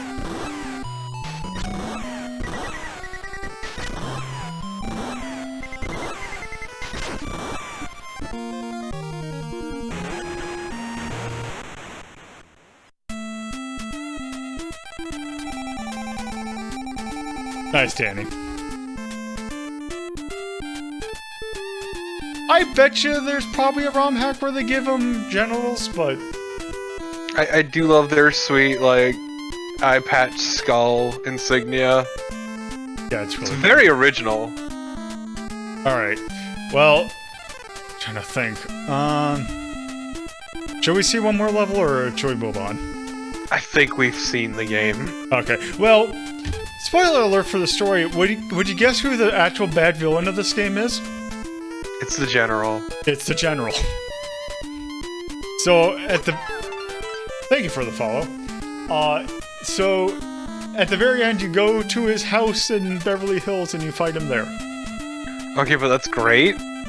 That level really sucks. Anyway. Enough of that. Okay. So, Codename Viper. Let's scroll up to Rolling Thunder. I would rather play Rolling Thunder. I would kind of rather play Rolling Thunder too. Let's find it. Rolling Thunder's a dick, but a different kind of dick. Yeah. So I feel like I would play it over Legend of Kage. Yeah. Oh, you'd play this over Legend of Kage? Yeah. So just underneath it? Yeah, honestly. Sounds fine to me. I wouldn't say they're on par with each other, but they're near each other. They're just assholes in different ways. Yeah, that's the thing. It makes me want to play Rolling Thunder 2, which is such a good game. Yeah. Because I actually learned, it's like, oh, hey, it sucks when you get contact damage in that game.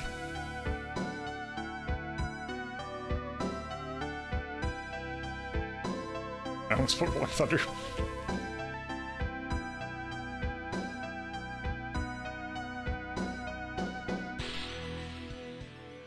I had it wrong. It was 1990 or 1989, not 1990. Oh well. I'll just put ARC. You know what? Actually, I'll put ARC 6 works just for giggles. NES, and that is an action game, and it is, I guess, cool.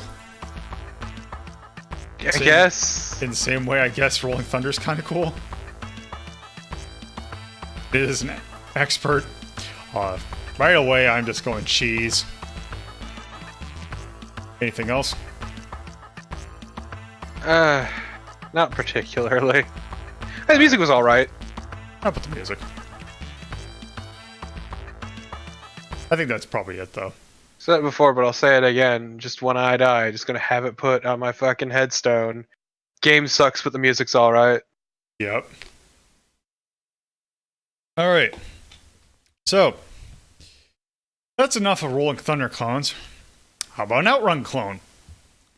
Oh no.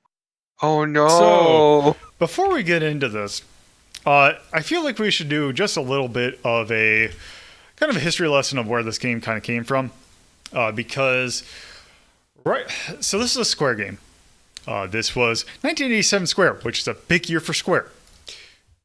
Because a lot of things happened to Square in that year. Although the most famous one kind of happened towards the end. So, mid-1987, they had acquired So, Square had, at the time, what they considered an A-team. Would you guess what the nationality of their main programmer is? I don't know. What is it? It was an Iranian American. An Iranian American by the name of Nasir Gabelli. He actually got his start programming games for like the Apple II. Like he was really important in like early computing gaming.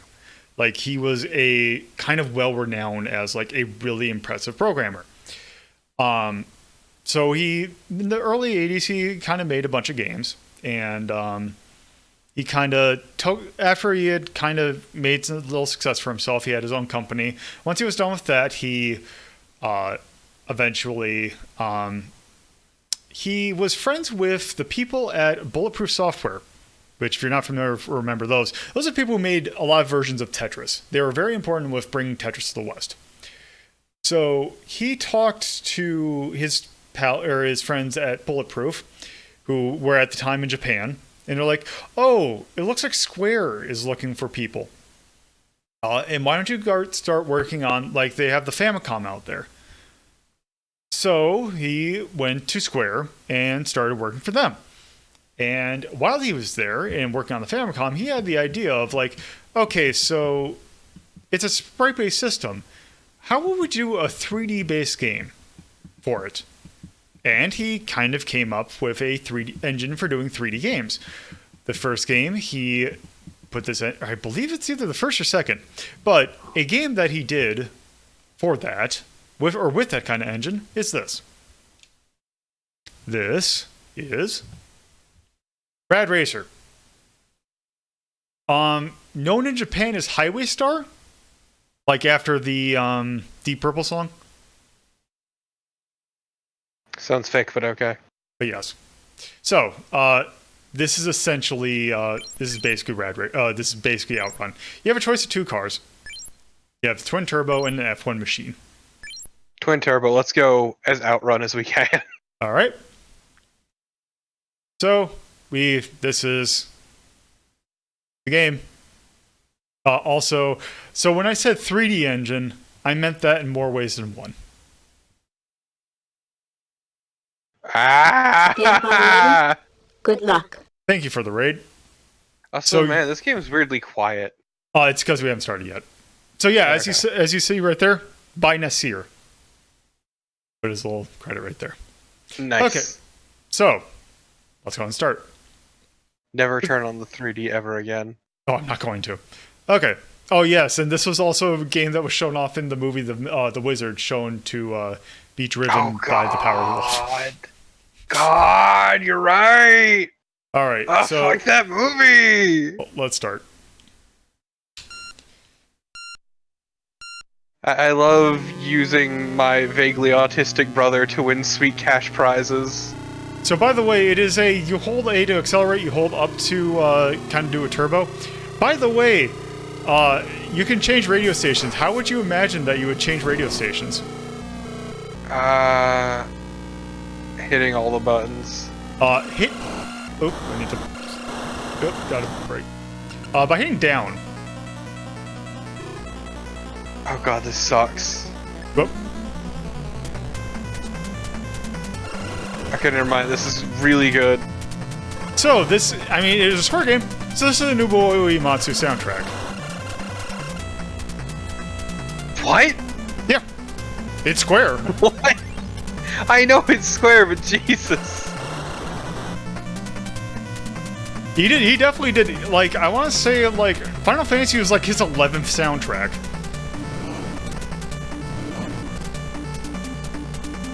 Yes, the Nobuo Uematsu.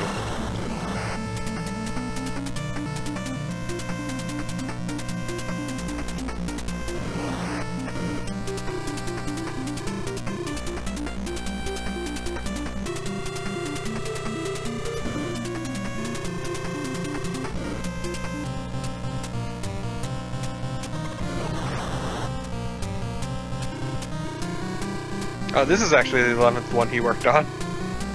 What? This is the 11th one he worked on. Oh, it was. this Final one? Fantasy was the 14th. Oh, okay.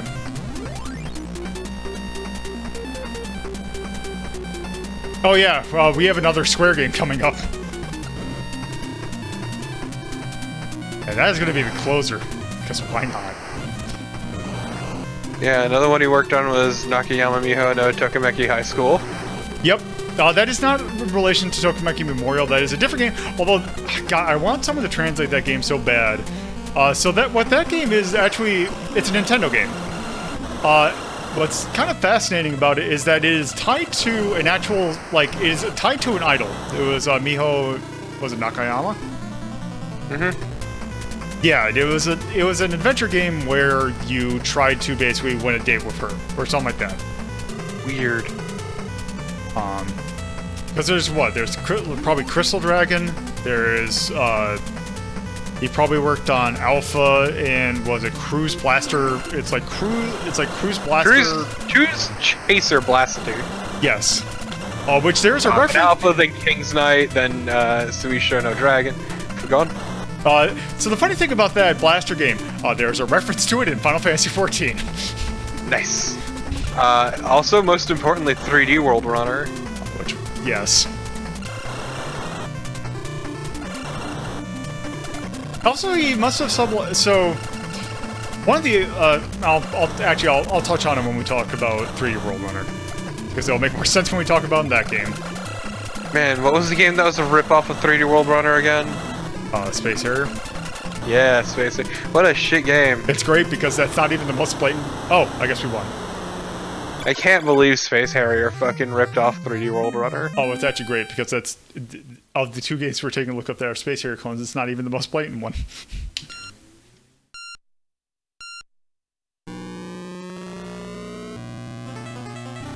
Let's see. Yeah, it is kind of more hang on in cars because you don't really choose your choices. Okay, but he did music for Square's Tom Sawyer. That is a really unfortunate game. You should do yourself a favor. Look for ads of that game. Because remember what a certain character is in Tom Sawyer? No! It's as bad as you could ever imagine. Oh no. No, I mean Huckleberry Finn's in that. But they have a friend. A friend who might be a slave.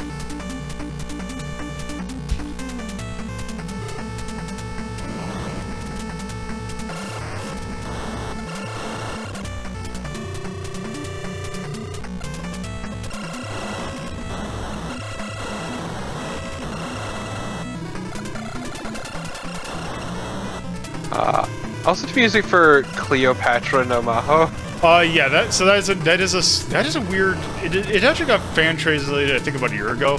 It is a combination visual novel and RPG for the Famicom Disk System.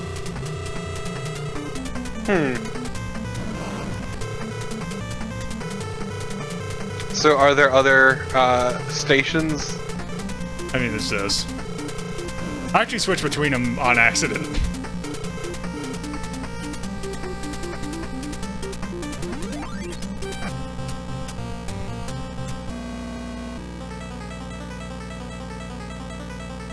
Ah, yes, the best one.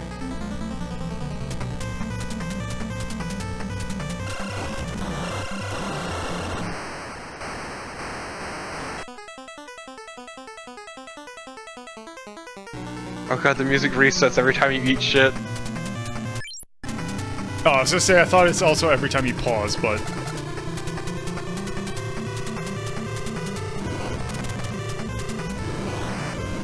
Also, I think some other work that Nobuo Uematsu did is I believe he was subcontracted for some other games that's some...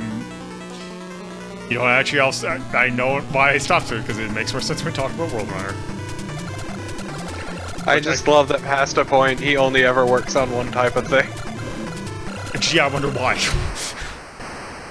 Okay, I think we've seen enough of Rad Racer. Okay. That belongs in Dex category. I would definitely play Outrun over that. Yeah, weird that. Like... I would definitely play...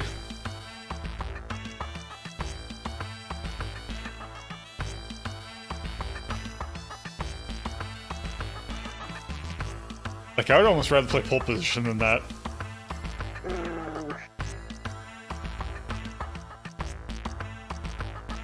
Or how about above, maybe... I wouldn't put it above Arkanoid. No, definitely not. How about below QDQ? Yeah, it sounds fun to me. It was an interesting game, but it kind of wore out its welcome pretty quick. It doesn't have... Like, the music's nice, but other than that, it's kind of bland.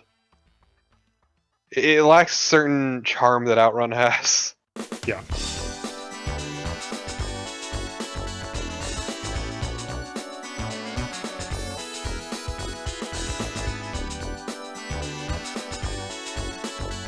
Musical. I wouldn't even really say out of tone. Its tone was car. But oh god, was it? It's Mundane in Motion, I think. Yeah. Yeah. Kind of balanced. Would we say like music? Yeah, music was good. Other than that, it was nothing really notable. It's kind of a dick, but nah. Yeah.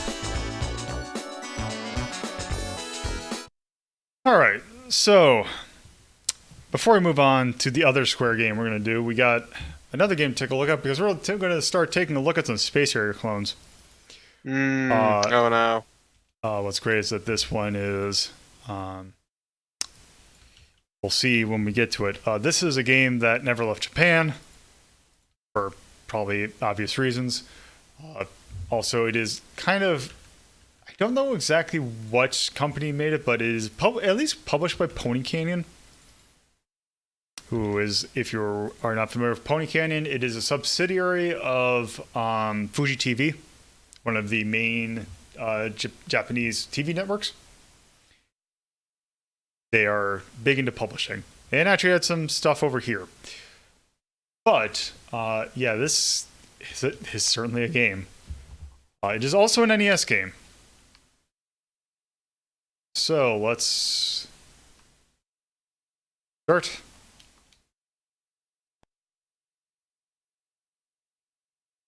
So man, their collection of anime is a weird selection. So this is Attack Animal, it's I believe Attack Animal Gakuken, but Attack Animal Academy is what the translated name is. But, let's start. When I say Space Harrier clone,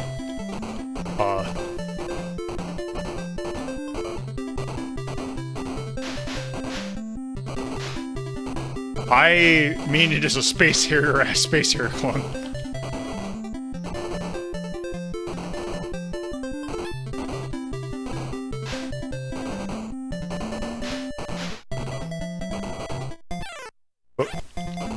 Space Harrier, but not as good. And all the kind of weird, whatever the hell Space Harrier creatures there were replaced by animals. Also, this music sucks. That too. I'm trying to pause and get a better view of the animal, but... Well, no, I take that back. It's not that it sucks, it's just it's nowhere near as good as Space Harrier. It's the theme of Space Harrier, which is like one of the, canonical arcade musics. No, this got released.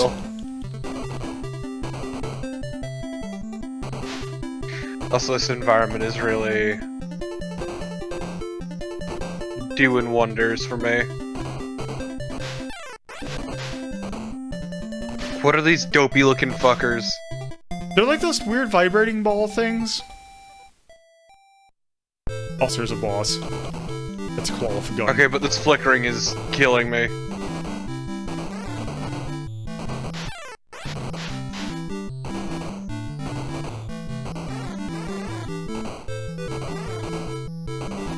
Also, the complete lack of a background kills any attempt at, depth.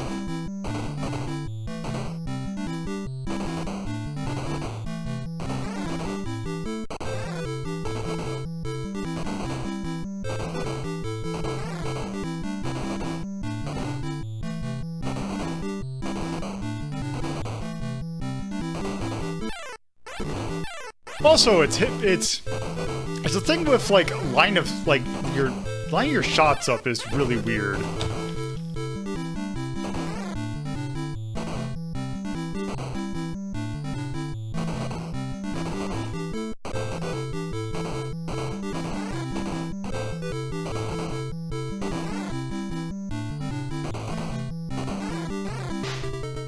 This boss fight really sucks. Please stop with the flickering.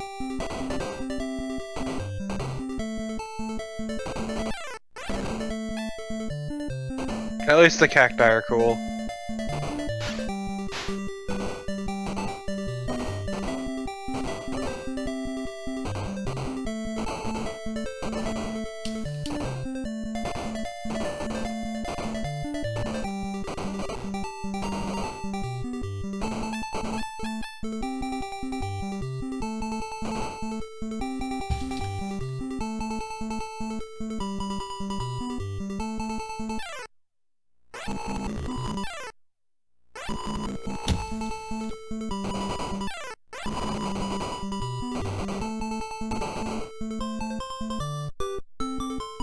Also, what the hell is your life marker? It's like you're waiting for a bus stop.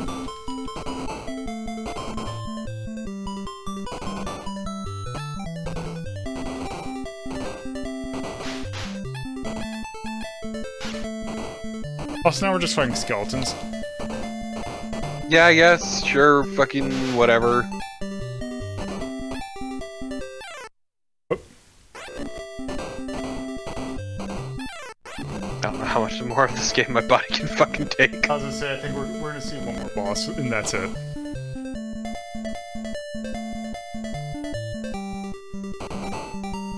Oh man, this music is so fucking lame. Yeah.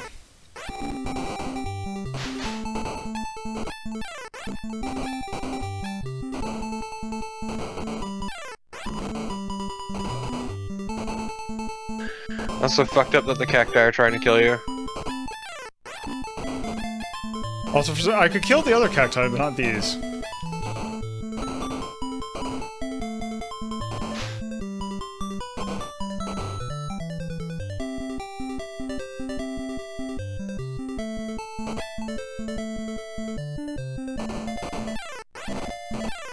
The hell are you?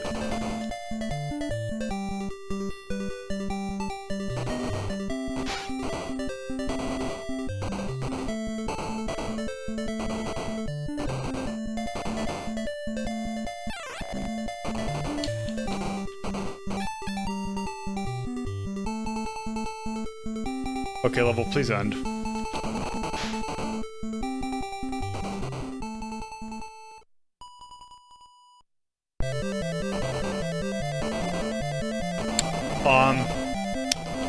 You could have designed that dragon a little bit better. No, it's really good. That's a penis. Like that, just straight up. Yeah, just get rid of the arms and the toes, and it's basically cock and balls. It's really, really poorly drawn.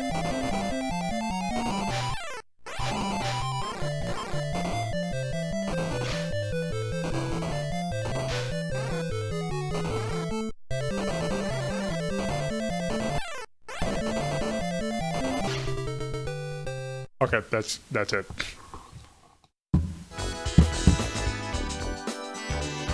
Okay. Where are we putting that?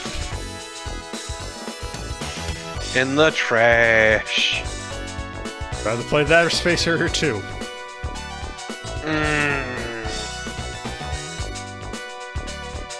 I would rather play Space Harrier 2, honestly. Yeah, probably. How about...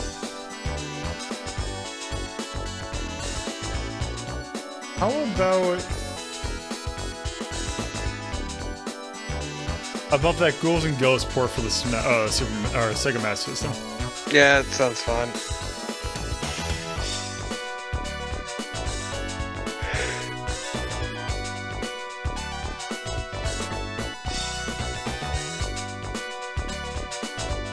Man, we got quite the mix today. Yep.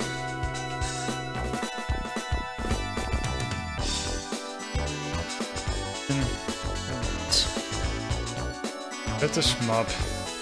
I guess it was kind of cute. I guess.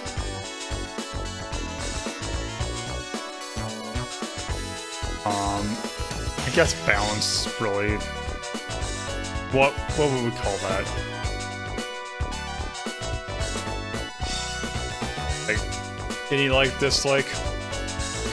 The art wasn't that great. Art and music maybe. Yeah. Oh, also.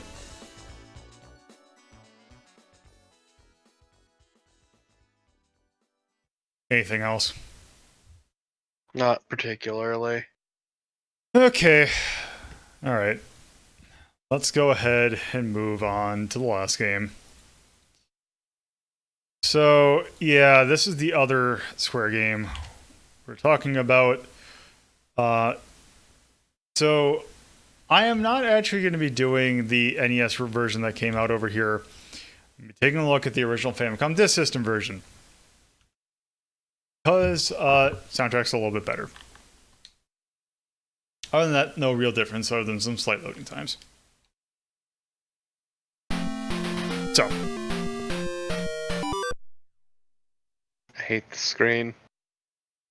Because it always means bad things.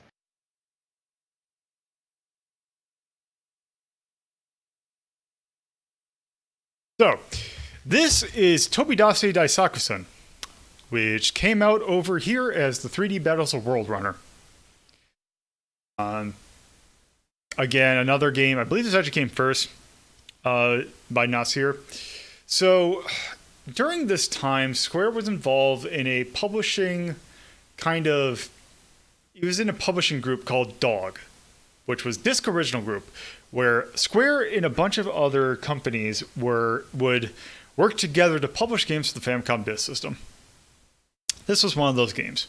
Or the games that came out that Square had the best of those games, which says something about the games that came out of DOG. So let's go and start.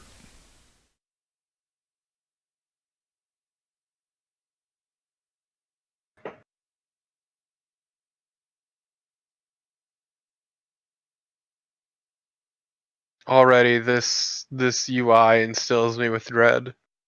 So, this game is kind of known... Unapologetically. It's known as being kind of a Space Harrier clone, although for the most part, it is... Oh, Jumpin' Jack. I never realized they called it that. So, it's known mostly as a Space Harrier clone, although the main game plays nothing like Space Harrier. It's just the boss fights. Let's go ahead and start.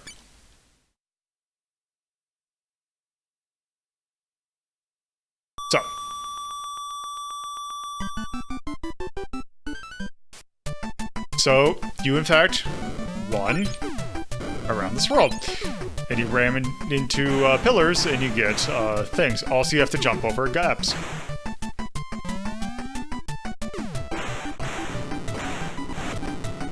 What gimmicky mode are you talking about? Oh, which by the way, just like Rad Racer, you can select and you go in 3D mode. Please never do that again.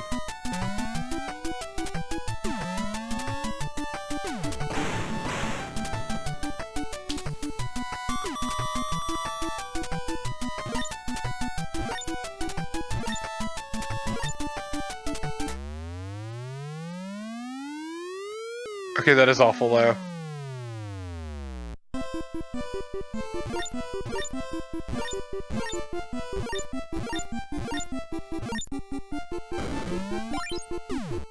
So that potion will let you take some extra hits.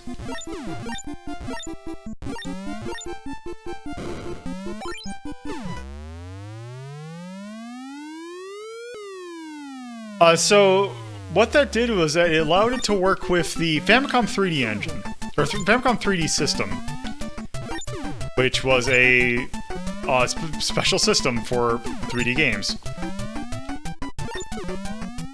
In Japan, it just, over here, it just came with one of those little cheap, like, paper 3D glasses.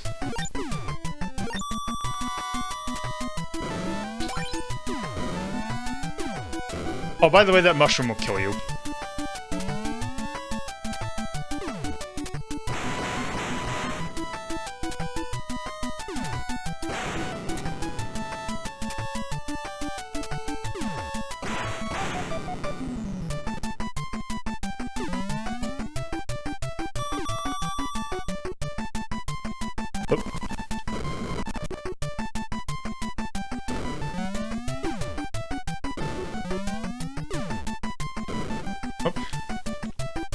Here we go. This game has really good invincibility music. Yes, it's pretty good. Oh. It doesn't last that long.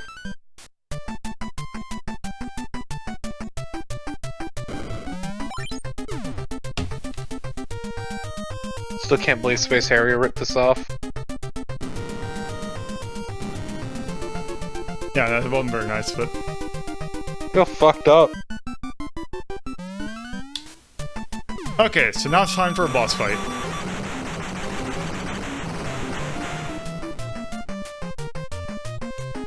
It sure was a boss fight.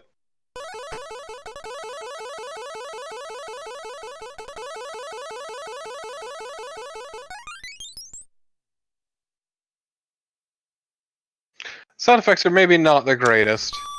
Nope.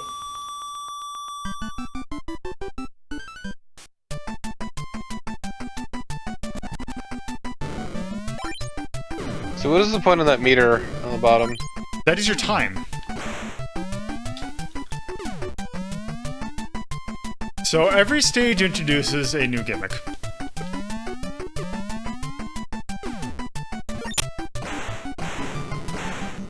Or I should say new stage hazard.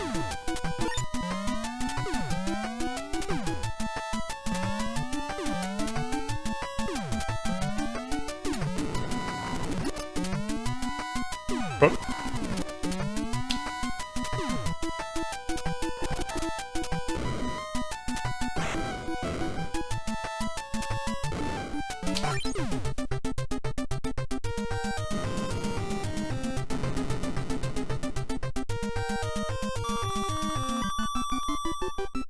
Okay, so these hands basically mean that you have to be in a...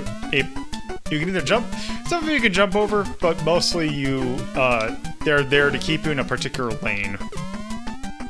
It's kind of dumb.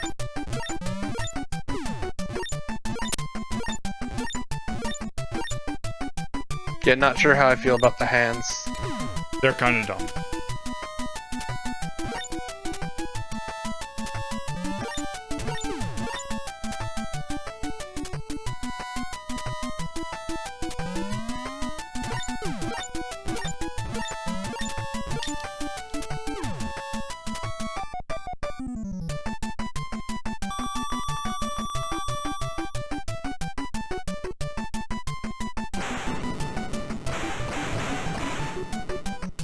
Yeah, I don't know. This game seems alright.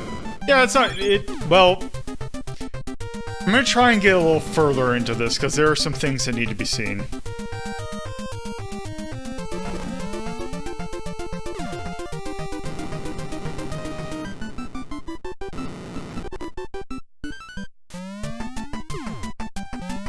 So, after... What were you saying? No, go ahead. So, after they made this, So they made a sequel. Oh, also sometimes, it's not just one boss. Two of the exact same boss! So yeah, this has a sequel. It is basically the exact same game. It only came out in Japan, and it's like it's basically Tomodachi Daisakusen 2, Part 2, I think is literally what it's called. Oh, this is kind of not comfortable to look at. It's very bright. It's mostly a me problem, though. So now there's jump pads. And yeah, we're basically in Fantasy Zone now.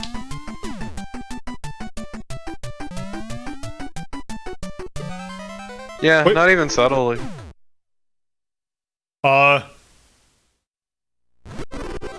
No, keep going, keep going.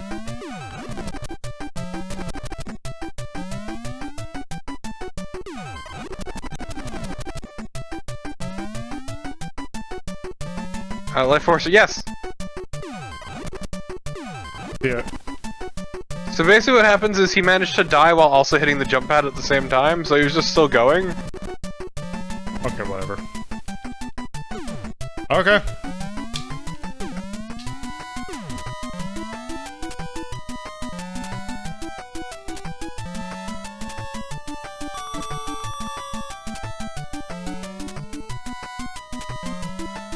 This is very dumb.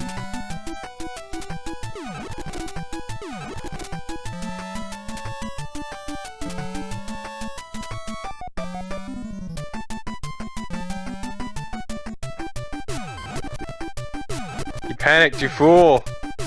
What? You didn't need to correct.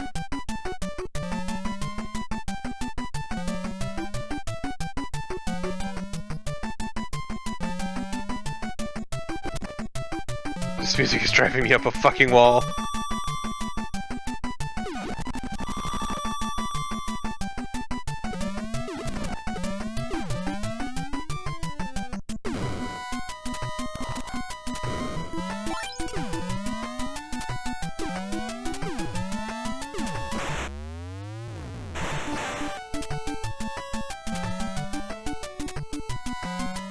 Is there something wrong with hitting the balloons? No, it's just don't need to do bonus stages. Oh, by the way, one other thing to show off. What, you gonna do it in there? Oh, it doesn't work if you do it in midair.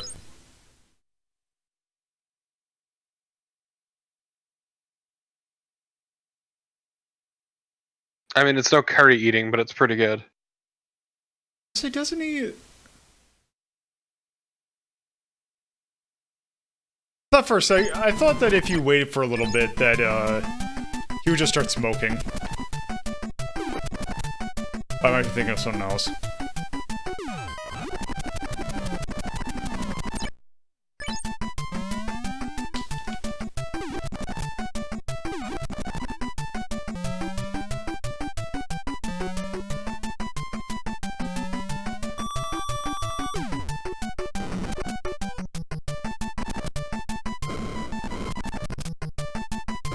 Oh, it absolutely sucks.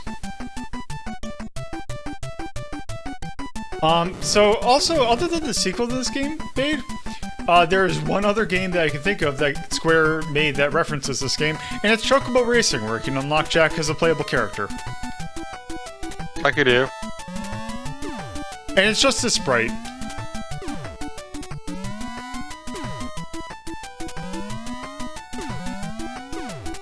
Honestly, it's like one of the hardest ones to unlock in that game, too. Okay, but is it better or worse than Cactuar? By nature, it's worse, because it's not Cactuar. It's true. Are all of the bosses the same? Yes. Gross!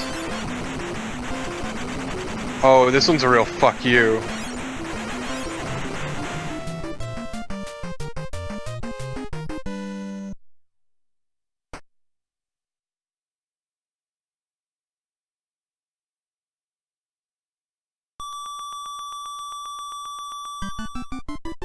What the fuck even is this background?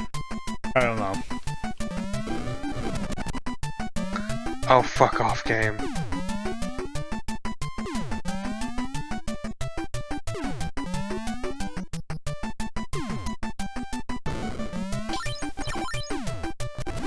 Also, the fact that you have to recollect your power-ups after each level is kind of annoying.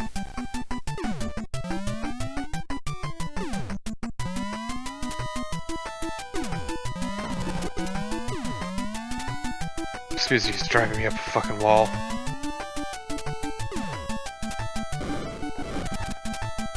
Well, guess what? We're not halfway. We're just barely halfway there. Please, Lolo, I'm dying. There is one gimmick we need to see, because it is the dumbest thing that I've ever seen in a game to pull off. How close are we? I believe it is stage 6.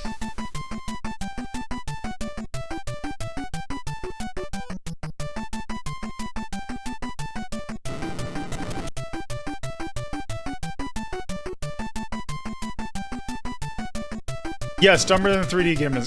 Yeah, the 3D glasses gimmick. Because it is one of those wonderful things that it's the, oh hey, you need to do this mechanic that we had in no way have required until now, and there's no way you'd know about it until you looked it up in the manual or something. Sounds right.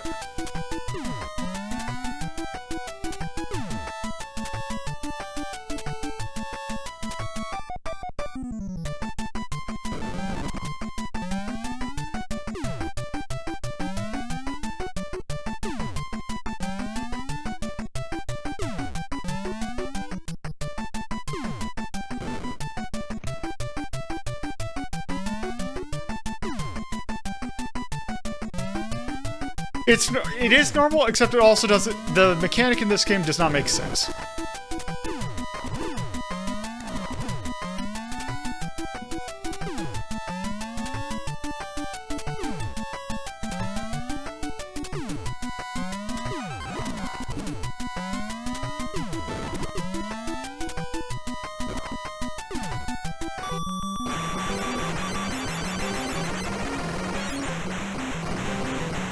God, these bosses are lame as shit.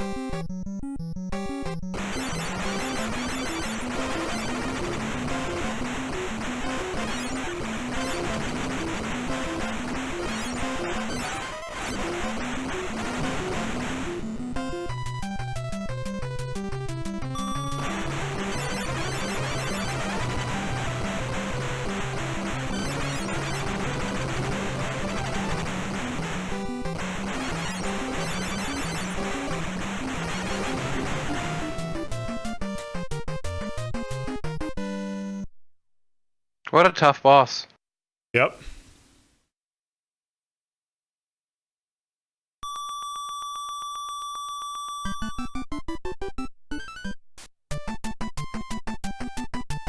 Okay. Think this might actually be it? Nope, it's not it. I do want to go back. Oh. Oh.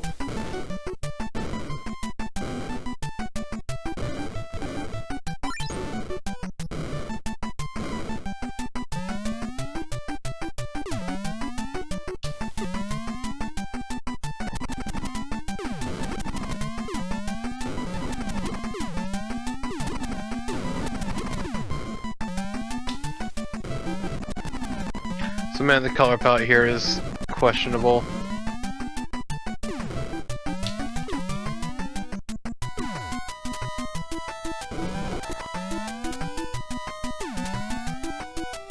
Oh, so this isn't the mechanic, but God. Okay, this whole jump over the hand and then immediately jump, that is really annoying.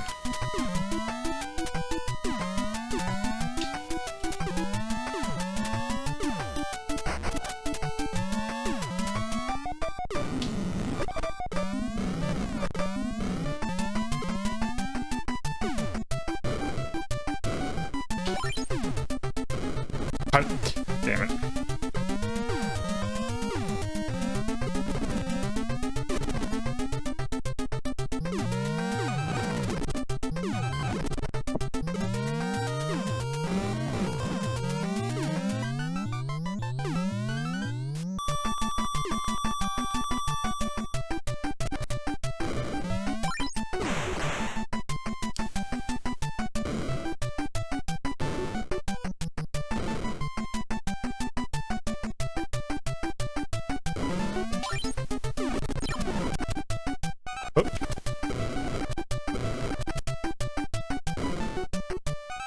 So man, this gets real rough. Yeah.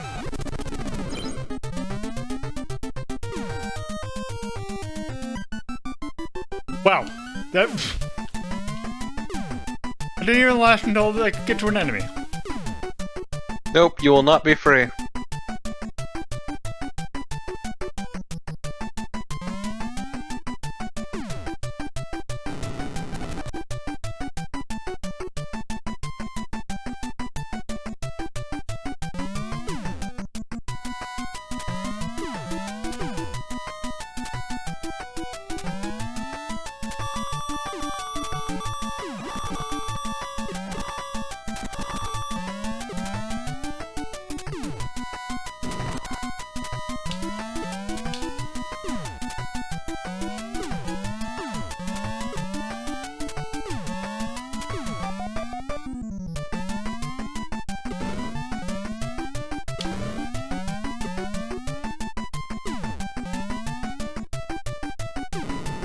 What a jump.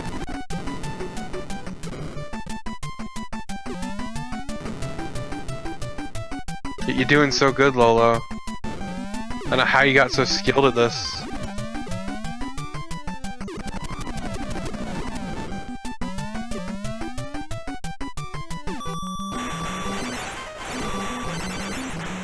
Oh hey, look, another... Like a frog Dragon. one,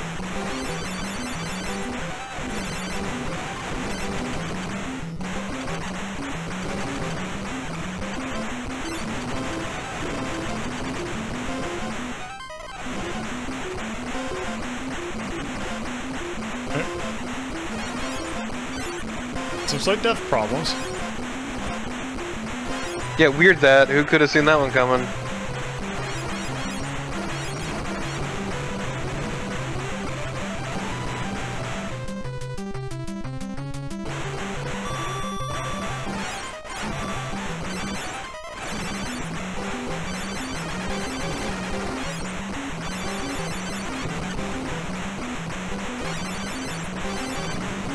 The thing is that you hitting them sounds like you're making a selection like a bootleg, like 50 in 1 collection.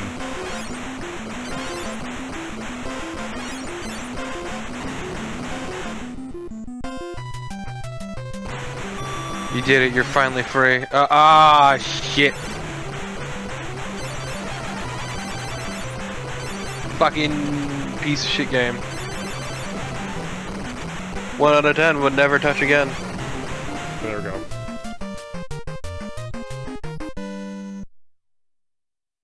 Okay, I'm pretty sure this is the level that has a really shitty mechanic in it.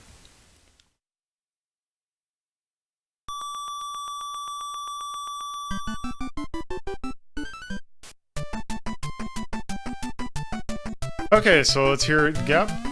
Oh. That's weird. So, did you know that you can do this?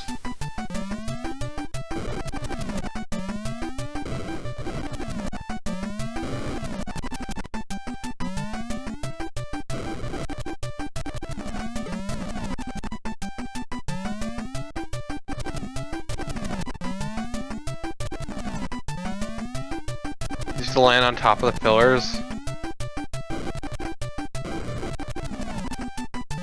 Because if so, that seems pretty dog shit.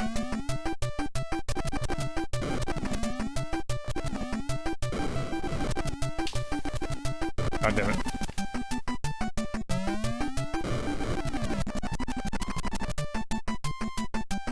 Yeah, all you're doing is just slamming your nuts into a pole. Like, come on.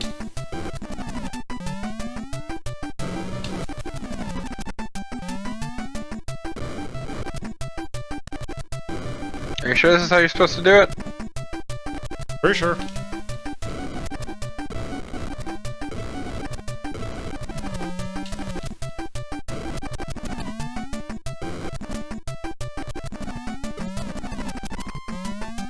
I did it once.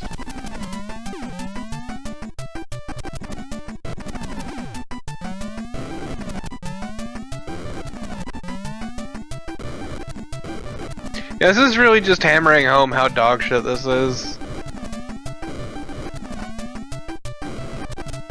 So, I mean, good on you in that respect, I guess.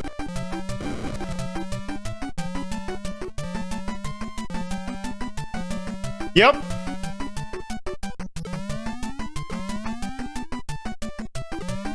Would you have ever thought to do that? No. Also, it makes it so that I'm weirdly bouncing whenever I land on the ground.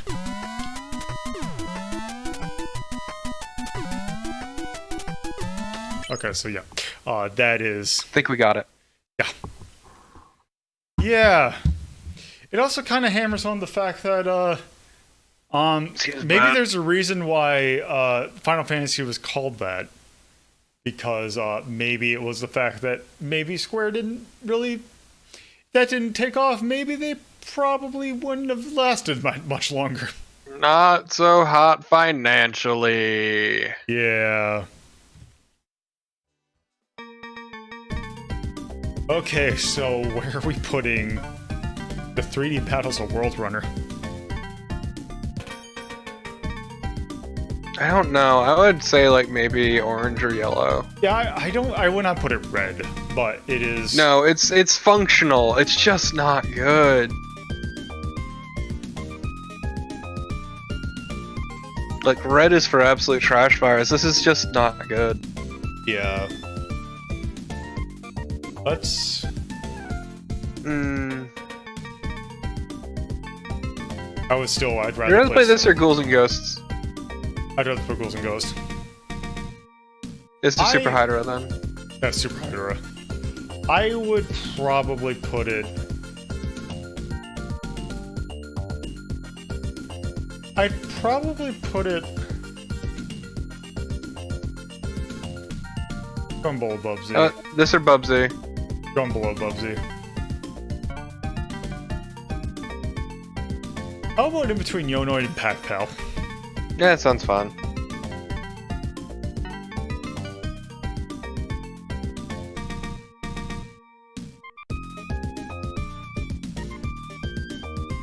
I mean, Axe, it definitely wasn't good. No, it's not that good. Oh, also don't forget to mark Attack Animal Academy. Oh, yeah.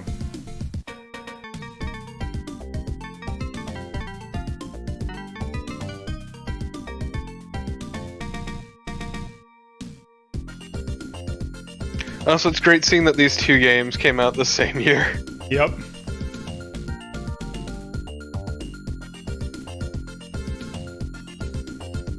Would you put a tone for that? Maybe whimsical? Yeah. Yeah, definitely whimsical. There's a lot of just weird shit.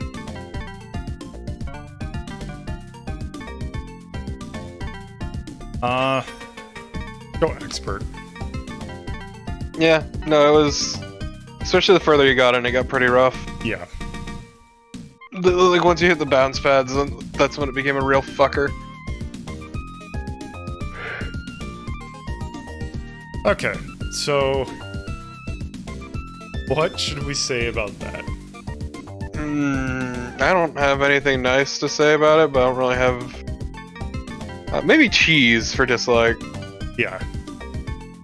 Oh, cheese and, you know what, I'm gonna, for lack of a better thing, I'm gonna put pretzel. Like, jumping mechanic. Yeah. I'd almost say, like, repetition instead of pretzel. Yeah, that works. Especially with the bosses, because every single boss was the same thing.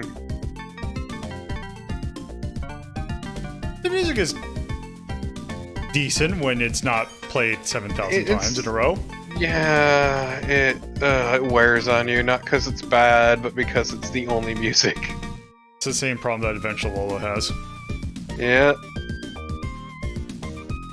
Alright, so... Like, in a vacuum, the music's alright, but... Yeah. Alright, so with that... that brings an end to the games we were taking a look at tonight. So, with that, did I remember to set the episode, or the next episode on? No, I didn't! One sec.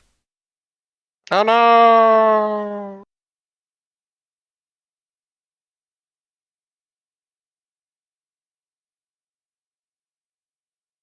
Take a second.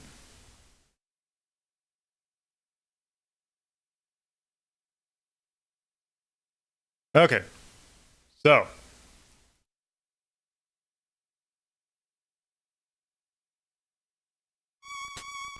Okay. So. If you are watching me on Twitch, you can follow me on YouTube by going to youtube.ldp.life in your browser. Take you right to my YouTube channel, in which I uploaded upload edited versions of these episodes, usually on Sundays or Mondays if I'm busy. If you are watching this on YouTube, you can follow me on Twitch by going to twitch.tv/LolaDePuzzlo. I stream live Fridays at 7:30 p.m. Eastern Standard Time and Saturdays at 2:30 p.m. Eastern Standard Time.